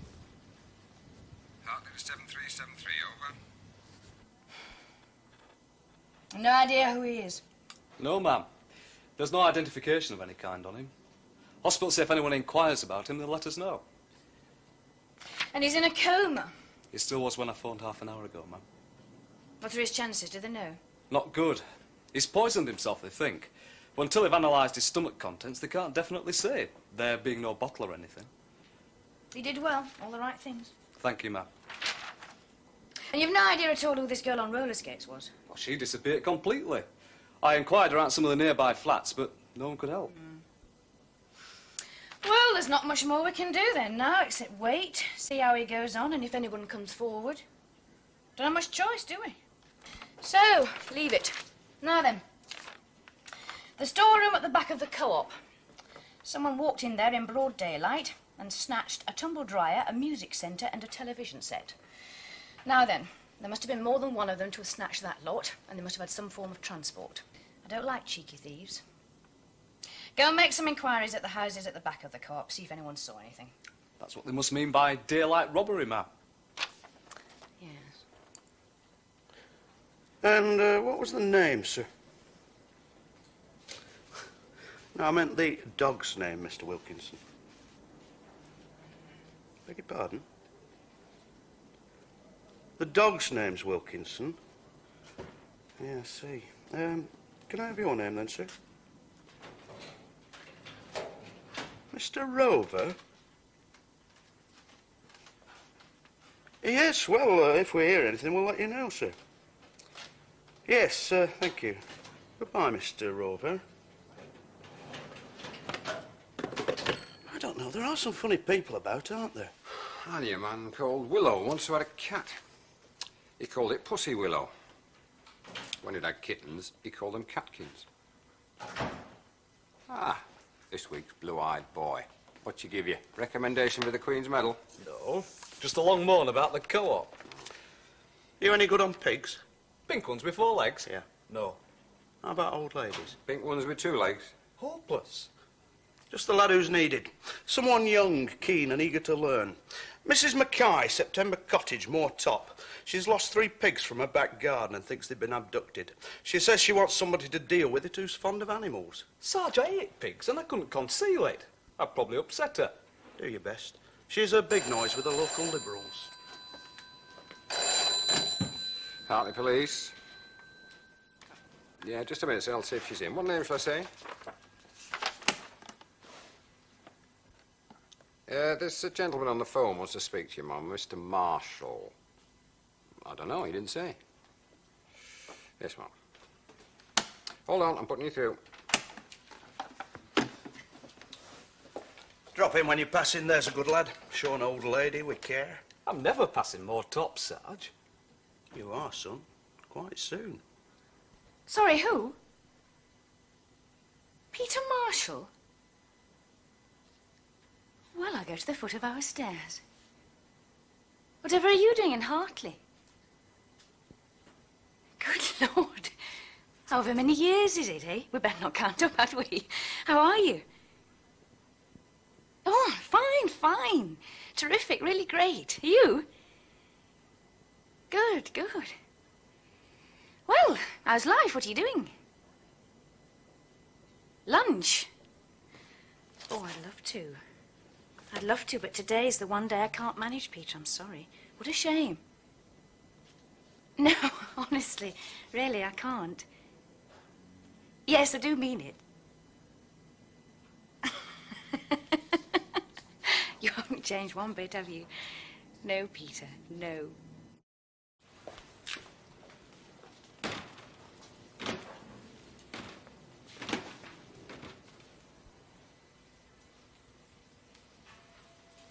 Shall I see if I can get you a cup of tea? Sadie?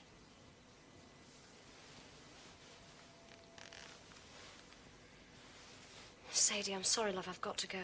I'll come back and see you tonight, all right? You'll be all right, love.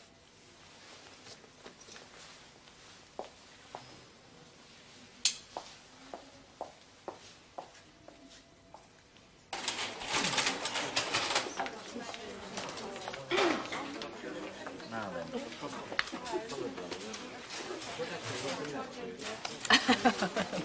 Lovely. Amanda and... Paul. Who did they take after? Well, she's a bit like me. People say so, anyway. He's very like Audrey. Have you still got that record we used to play? They look sweet, Peter. Lucky you. You've none? No. Do you mean the Elgar? Yes. No, I don't think so, not anymore. What does, Tom, is it? What does he do? He's training for social work. Mm-hmm. Tonight. Thanks. Tonight, would you both come out for a meal somewhere? Oh, dear. I'm sorry, we can't, not tonight, no. Well, quick drink about 6:30 or 7. How about that? I'm sorry, Peter, it's just not possible tonight at all. Next time you're in Hartley. Whenever that might be. Or if we ever come to, where is it, Suffolk? Is that ever likely? It's always got to be a first time for everyone. Look, cancel what you're doing tonight, please. I do so much want to meet your husband. Heaven knows when I'm going to be in Hartley again. And after all, You don't give off, do you? You twisted my arm about lunch, but tonight, I'll say it again, no. I'm sorry, but there it is.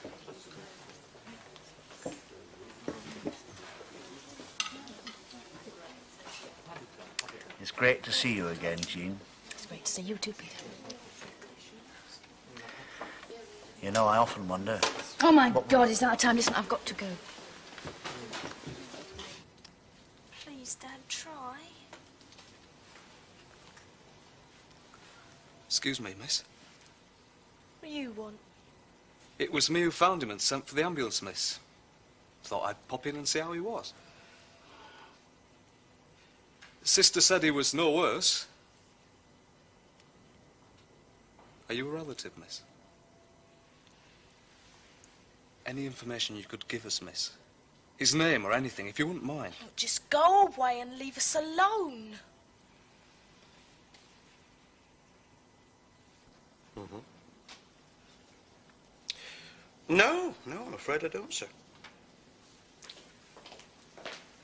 Yes, I will, sir, just as soon as she comes in. Yes. Thank you, sir. Goodbye. No respite for the wicked. Are you one of the wicked, Sergeant? Some people would say so, ma'am, yes. I'm late, Joseph. I got held up. Yes, ma'am. A Mr. Marshall rang, and this lady's been waiting to have a word with you. Good afternoon. Inspector Darbley? Yes? I'm Valerie Middleton. How do you do? I think you've had a letter about me. Have I? Who from? Romney House? Romney House? Don't think I, Well, come into my office for a minute anyway. Thanks, yes. Where's Romney House, George? Isn't it the Conservative Club? I might change the voting habits of a lifetime. Have a seat. Thanks. Right. I think we'd better start again, don't you? What did you say your name was? Valerie Middleton. Miss or Mrs? Val. Well then, Val, what can I do for you? There must have been a mix-up somewhere. Romney House was supposed to have written to every police force in the country. They could very well have done so, but there's no guarantee that they'd have passed it on. Anyway, let's take it for granted that somewhere under mounds of paper that high there is a letter from Romney House about you. What is Romney House and what would the letter have said? Well, Romney House, the headquarters of the parole board in London. Is that what it's called? Fancy, I never knew that. So why would they have written about you? You on parole? No. They've given me permission to do this series of articles. Sorry, excuse me. Yeah. No. Tell him I'm out, would you? Thank you. Sorry. I'm doing this series of 6 articles on aspects of parole for the magazine Women's View. Good, fine. Well, wish you luck with it. Can I ask you a few questions? If you think I can be of any help. There is one slight problem. I have to have permission first, though. Oh, I was hoping it wouldn't be like that. I'm afraid it's always like that. But if and when I get it, I'll be glad to be of some help. But we don't have many prisoners on parole in Hartley. Mainly, I'm interested in life sentence men who've been let out on licence. Well, they'd be the responsibility of the probation service. But we've never had one here. Well, not in my time. You've one here now. No. Yes, what? I happen to know that you have, and that one of your men's just recently had him thrown out of his job. I beg your pardon. Is your line going to be you don't know and you don't want to know? I'll be glad to know what makes you think you have the right to come in here and be so insulting. All right, Inspector, let's forget it, shall we? Yes, very willingly. Good afternoon. Good afternoon, Sergeant. Afternoon, ma'am.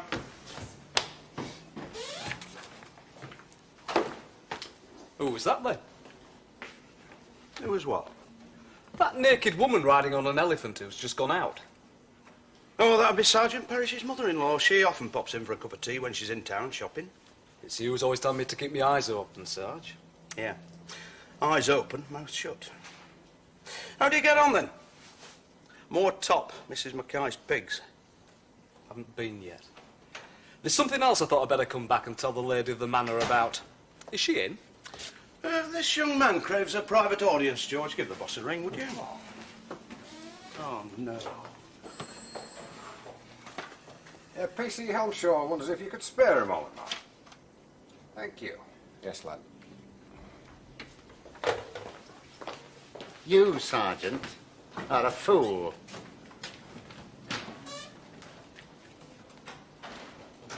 No good, sir. Didn't work.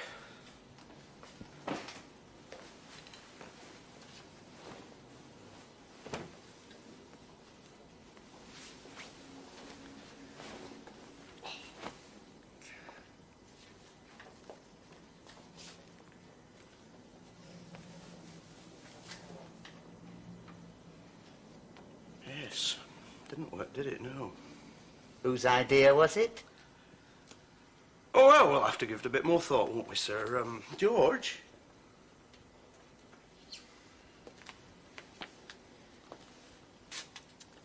I did tell you to leave it, didn't I? Well, no, ma'am. I thought you meant if the hospital told us anyone that come forward, I could go back and see. Yes. Anyway, you got nowhere. How old was the girl? 15, maybe 16. And she was his daughter? Yes, according to the Watt sister. And she wouldn't give you his name? No, ma'am.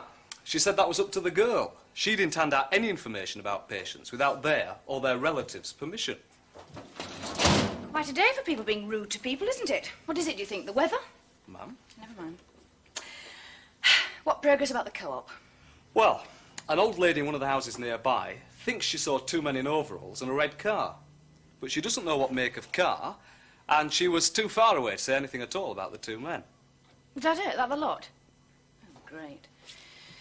Oh, well, CID will just have to sort it out on their own, won't they? All right, then. So what are you going to do about it? Problem, isn't it, George?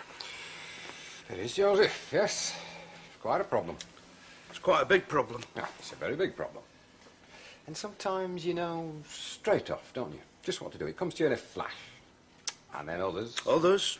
Well, you've got to stop and have a real good think about it. I mean, there's no good rushing at it like a bull at a five-barred gate. Listen, when you two pompous clowns are quite finished swapping your bits of ponderous philosophy... Calm yourself, calm yourself. Plato didn't get through building Rome in a day, you know. My life is in danger. Yes, we appreciate that. Yes, we certainly do, but there's no good us all losing our heads about it, is there? Well, you don't give me the impression you care about it at all. It comes to a fine thing, doesn't it? When a man daren't set foot in his own house. I want protection from my wife.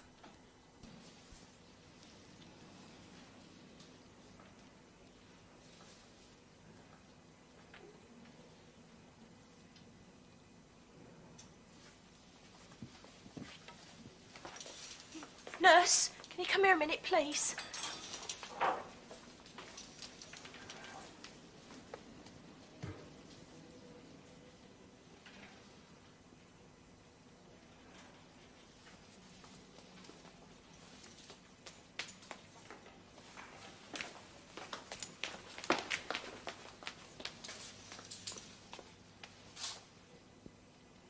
So, what am I supposed to do now? Well, how about a few days at your mother's again? You've gone to Newbury races for the week. Have you got some friends you could stay with for a while? Oh, I've had no friends of my own for years. Marigold sort of that. How about a quiet little hotel somewhere for a couple of days? And pay for it with what? I've got no money. What makes you think I've got money? I've no money at all. You people have money, though, don't you? Right, not sir, no. Well, isn't there something called the police fund? It's not for that sort of thing, exactly. Catching criminals, that's all they're interested in, isn't it? Have you tried the Social Security? Do you think they're going to give money for a night's lodging to somebody like me, just like that? Well, about the only other thing I can think of is the probation service. I haven't done anything. You don't have to have. They deal with cases like yours more or less every day. Right. Where is it? Church Street, just before you get to the top, on the right. Who do I ask for? Anyone in particular? Ask for Mr. John Martin, sir. One of the best he is. Right. I never did much like him. Harley, police. Hold on a minute, please. Yeah. Oh, yes, George, put them through. Yes, it is. Sorry, who? Oh, I see. Yes. Yes, thank you for letting us know. St. Dominic's Hospital. Harry Joyce, his name was, and he's just died. So perhaps now she could do with a friend.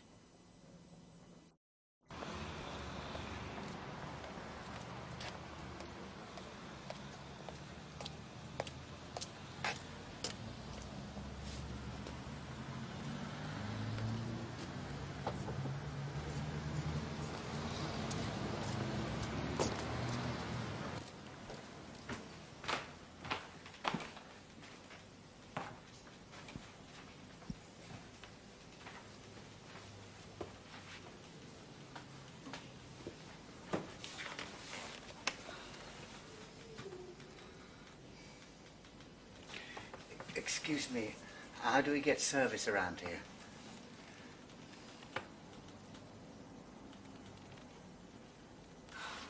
Oh, yeah. Thanks.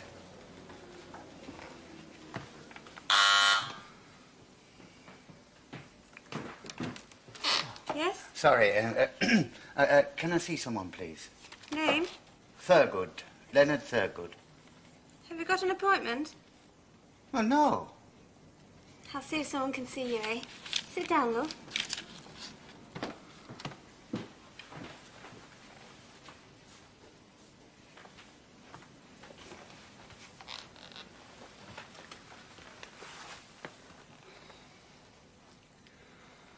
Right, I'll see him as soon as I can, Kathy, okay? Thanks. Sorry. This note the parole board people gave me, I've got it right, have I? Every life sentence prisoner released on parole is on licence for the rest of his life and is under the strictest supervision of a probation officer. He cannot change his job or his place of residence without the permission of the supervising officer, who also has the power to apply for his immediate recall to prison if he's not satisfied that he's no danger to society. Yeah. Only, to be honest, once in a very rare while, a probation officer's judgment's wrong when someone commits another murder. It is rare, but it does happen. So perhaps you'd better say it. Yes, I shall. You're a good deal more forthcoming than the police on the subject. Will you talk about specific cases? If you want, but no breach of competences. Harry Joyce? Sorry, I don't know him.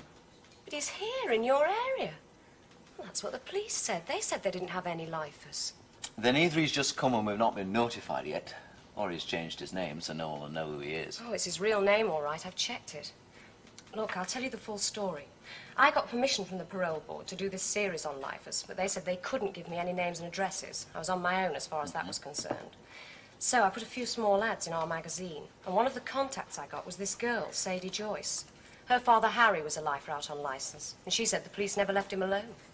Where's he living? Squatting on Eddington Estate. He got a job as a forecourt attendant at Chadwick's garage out on the Ring Road. But he'd only been there 2 days when a policeman tipped his boss off about him and he was out on his ear. Does he know who the policeman was, his name? I haven't had a chance to ask him. He took an overdose and now he's unconscious in St. Dominic's Hospital. What? Sadie phoned me and I caught a coach straight away. I was at St. Dominic's this morning. He's not in good shape. He's apparently got a heart condition that's no help. Well, let me get this straight. It was one of our policemen, local, who tipped off the garage about him? Yes. They'd only been here 3 or 4 weeks. Came from Sheffield. And that's what Sadie said, yes. He must have had a good memory. Who was it? I don't think he told her a name. I think he just said a policeman. Now, leave it with me for a while, will you? I'll make a few inquiries. I'll give you a ring back later. You're staying at the Crown, did you say? Yes. Thanks. You've been a lot of help. No problem. How do you get on with the local police? We get on. I'm afraid when I went to see them, I rather lost my head and my temper. That wasn't very sensible, was it? No. Bye-bye. Goodbye.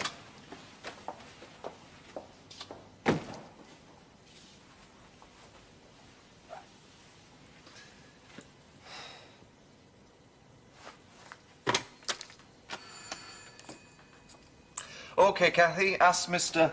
Thurgood if he'd like to come along now, would you? Thanks.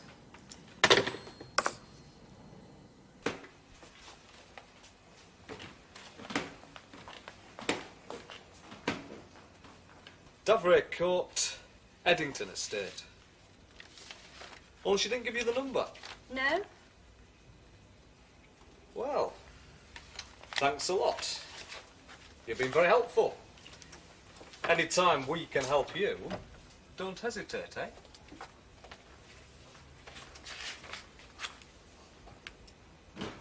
You see, Mr. Thurgood, I was once an influential man, you know. You say your wife knocks you about, you can't go home to your mother's because she's away, and you've no money. But I still don't know what it is you want me to do. The police said you'd help. I'm trying to. The last time I saw them, that sergeant told me to go home and persuade her that we could make a fresh start so long as we both acted like grown-ups. They've never seen her when she's been on the side for 3 days. Shall I give you a voucher for accommodation in a hostel for a couple of nights? How long's their drinking been going on, then? Oh, years. Excuse me. Yeah? Oh, okay, well, if they say it's urgent. Sorry. Hello? Valerie? Oh, yes, sorry, Val, just for a minute. Who's died? Harry Joyce, the lifer? Oh, Lord. Aye, well, she would be, wouldn't she? Look, Val, I'll give you a ring back later at the Crown, OK? Thanks very much for letting me know. And I'm very sorry. Right. Bye.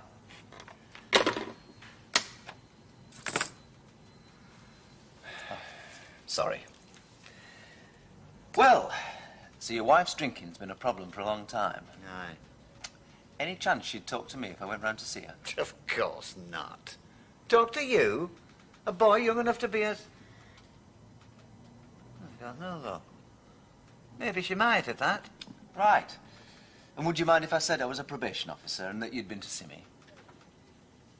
Would you have to? Right, sooner. Oh, never mind then. OK. What would you say to her? Well, I'd admit that I was a probation officer, that we'd met and had a chat. Oh, no, no, no. After that. I don't know what I'd say to her. I mean, you can't You have any... don't know? Good heavens, don't they give you people any sort of training for this kind of work? Mr. Thurgood, what would you say to her? I'd tell her she'd got to stop her drinking and pull herself together. Otherwise, she'd find herself in very serious trouble indeed. And what would her reaction be to that, do you think? She'd probably scream, and then she'd shout. Or else she'd get violent and start throwing things. So approaching it that way wouldn't achieve very much, would it? And how would you approach it? Let me ask you something. Do you have any idea why she drinks? Absolutely not. Why should she? She's got a lovely home. What it was until she let it go. So what's wrong with her life, Mr. Thurgood?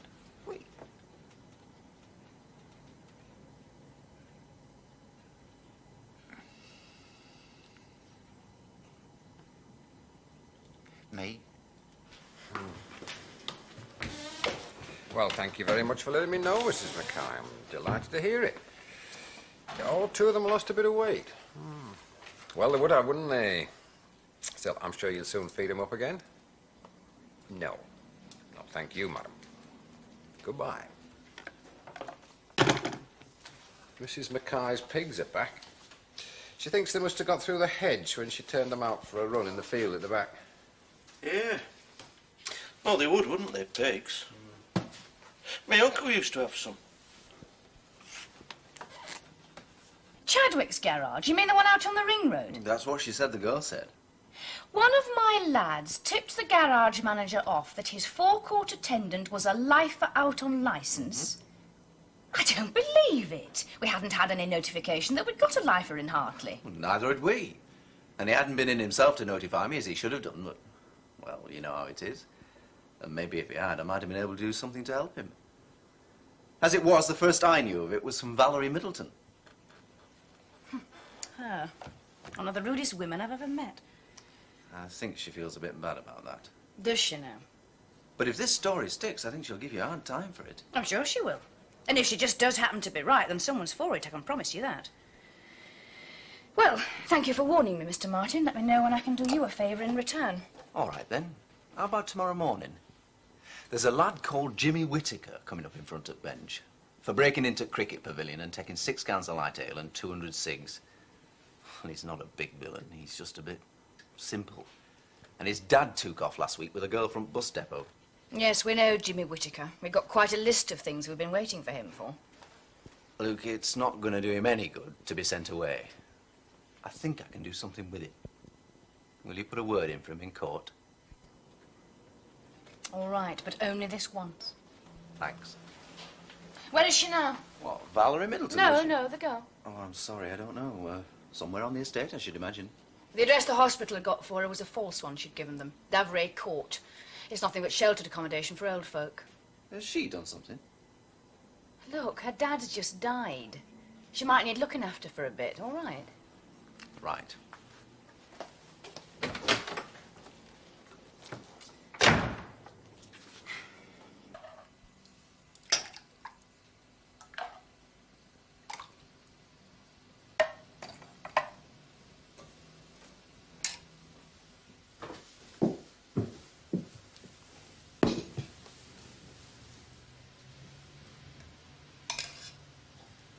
When are you leaving?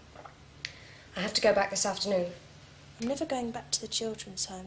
Please will you take me with you? I can't, Sadie. You're legally in care. I'm never going back.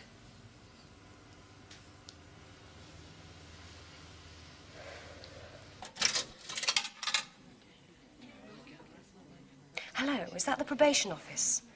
I wonder if I could speak to Mr. John Martin. Valerie Middleton. Oh, hello, it's me, Val again. I'm sorry to bother you, but I've got to go back this afternoon, and I'm terribly worried about Sadie. I don't know what she's going to do. Well, she's coming with me to the coach station. I'm going on the 3:15. Is there any chance you could possibly be there?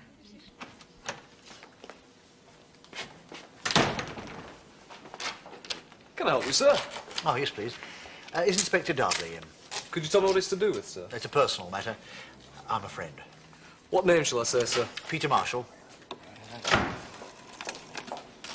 Oh, hello. Hello. Sorry, I'm just going out. Yes.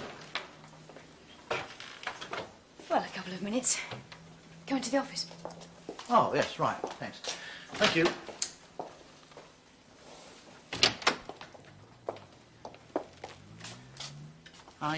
I tried to phone a couple of times, Jean, but they said You were only in Hartley for 24 hours, Peter. Yes, I thought I was. But last night my managing director phoned and said, could I stop on until tomorrow to see a customer? Yeah, I thought it'd give me another chance to ask you and Tom out. Sorry, what's wrong? Aren't you pleased? No, I'm not. No? Well, why not? I don't think you've any right to ask me any questions of any sort, Peter. I'm sorry if that sounds rude.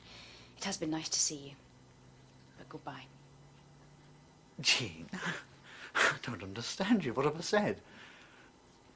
What have I done? Why this big barrier all of a sudden? I mean, we're all friends, aren't we? No, Peter. We're not and never were friends. My husband's not an idiot. I love him. And I wouldn't dream of giving him a moment's worry or cause for concern. What you trying to say, Jean? The past is past. That was a different me. It's over, finished. Goodbye. Sergeant Parrish, I'm in a rush. Will you show Mr. Marshall out, please? Okay.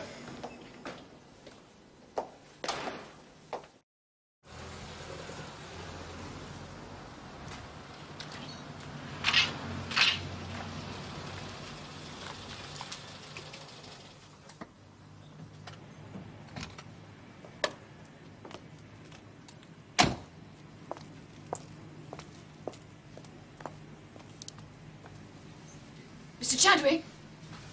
How do you do? I'm Inspector Darby. I telephoned you.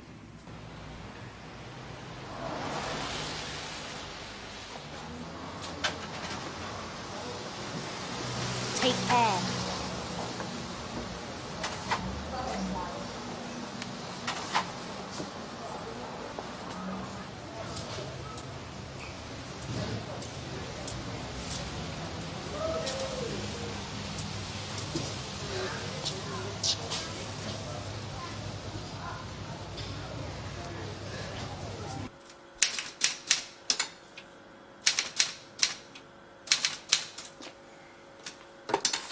No, there's no record of it. You sure you got the right name? Okay.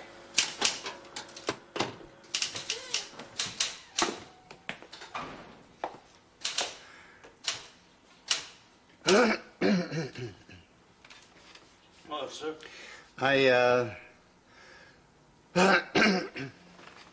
What is it, sir?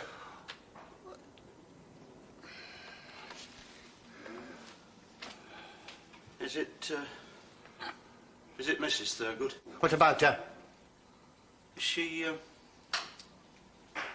all right, sir? Of course she's all right. Why shouldn't she be? She's always all right when she keeps off the... You know, off the... Good, good. No, that's not why I'm... Yes, well, I've got something to report. Yes. Well, what is it? It's this. I picked it up off-road in that little, you know, that little street just behind High Street. I've had it a few days, actually. I just kept forgetting it. There's some money in it. Should be a £5 note. You better check, see that it's all safely there. Yeah, still there. All in order. Don't suppose there's a name and address? Well, I seem to remember a sort of card thing on to the side there. Kidney donor. It's always nice when people do that sort of thing. David Henry Dawson? I believe we know him, don't we, George? Yes, just by coincidence, I believe we do. Well, Mr. Thurgood, in that street, the back of the High Street, you say? Whereabouts exactly? Well, do you recollect seeing anything else? Anything else? What should there be? Oh, do you mean a car? A red car. I reckon the fellow who got into that car must have dropped it. How about a nice sit down and a cup of tea, sir? George, will you get me through to the probation office, please? With pleasure, ma'am. And, Joseph, I need a minute. Yes, she is. She's here with me now, Inspector Darmley. We're trying to work something out about where she should go. It's a bit difficult. We're making progress. We'll get there eventually. I don't know. I'll ask her. Uh-huh. Yeah. Well, I'll say that then. Right. Bye. Would you consider coming down to the police station with me? Oh, look, Sadie, it's not to be frightened of. Inspector Darby says there's so much she'd like to tell you. No. I usually do have a word with Mr. Chadwick when I'm around those parts. As a matter of fact, I almost bought a car off him once. Yes. Well, I had to check it out, Joseph. Yes, ma'am, you did. You don't even remember the man on the forecourt? Not so as I could identify him, no. All I remember is he kicked the bucket, you might say. When I turned round, he'd vanished. Do we know who he was, ma'am? I mean, should I have known? No, how could you have known he was alive and none of us knew he was here? Sad when people get into the sort of state they want to kill themselves, though, isn't it? Makes you wonder, doesn't it? What? Well, what good was done for them in prison? Still, I suppose we've got to send people there, haven't we?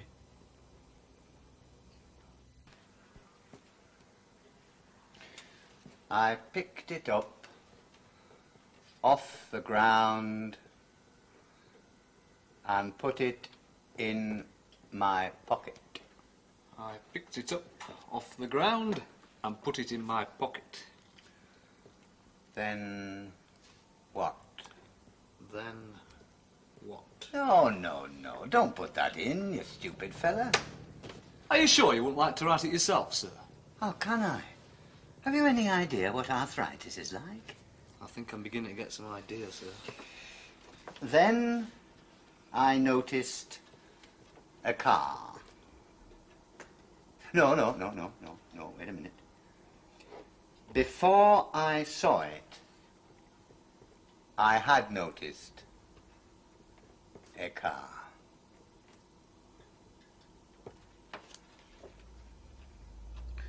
Or had I?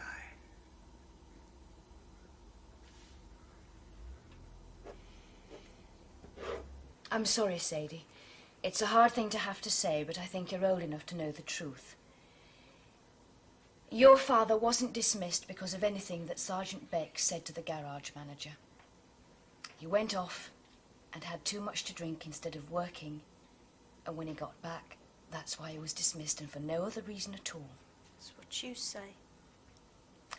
Sadie, if you like, I will take you to talk to the garage manager yourself. On your own. You never get away from your past. That's what he said. No, of course not. How can you? You carry it around inside you, don't you? You've got to learn to live with it and go on from there.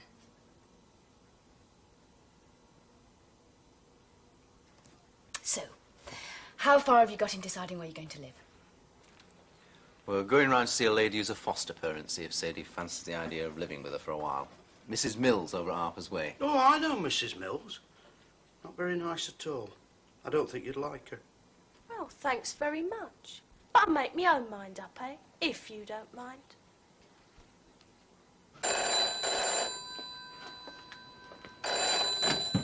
Hartley Police.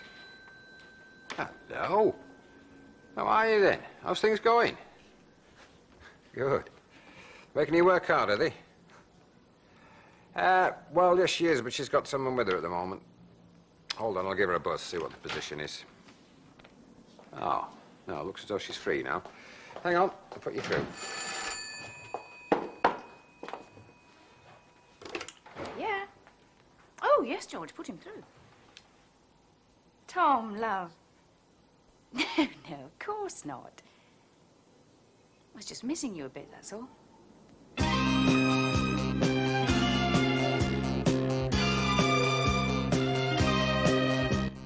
Next on Drama, we catch up with London's finest police.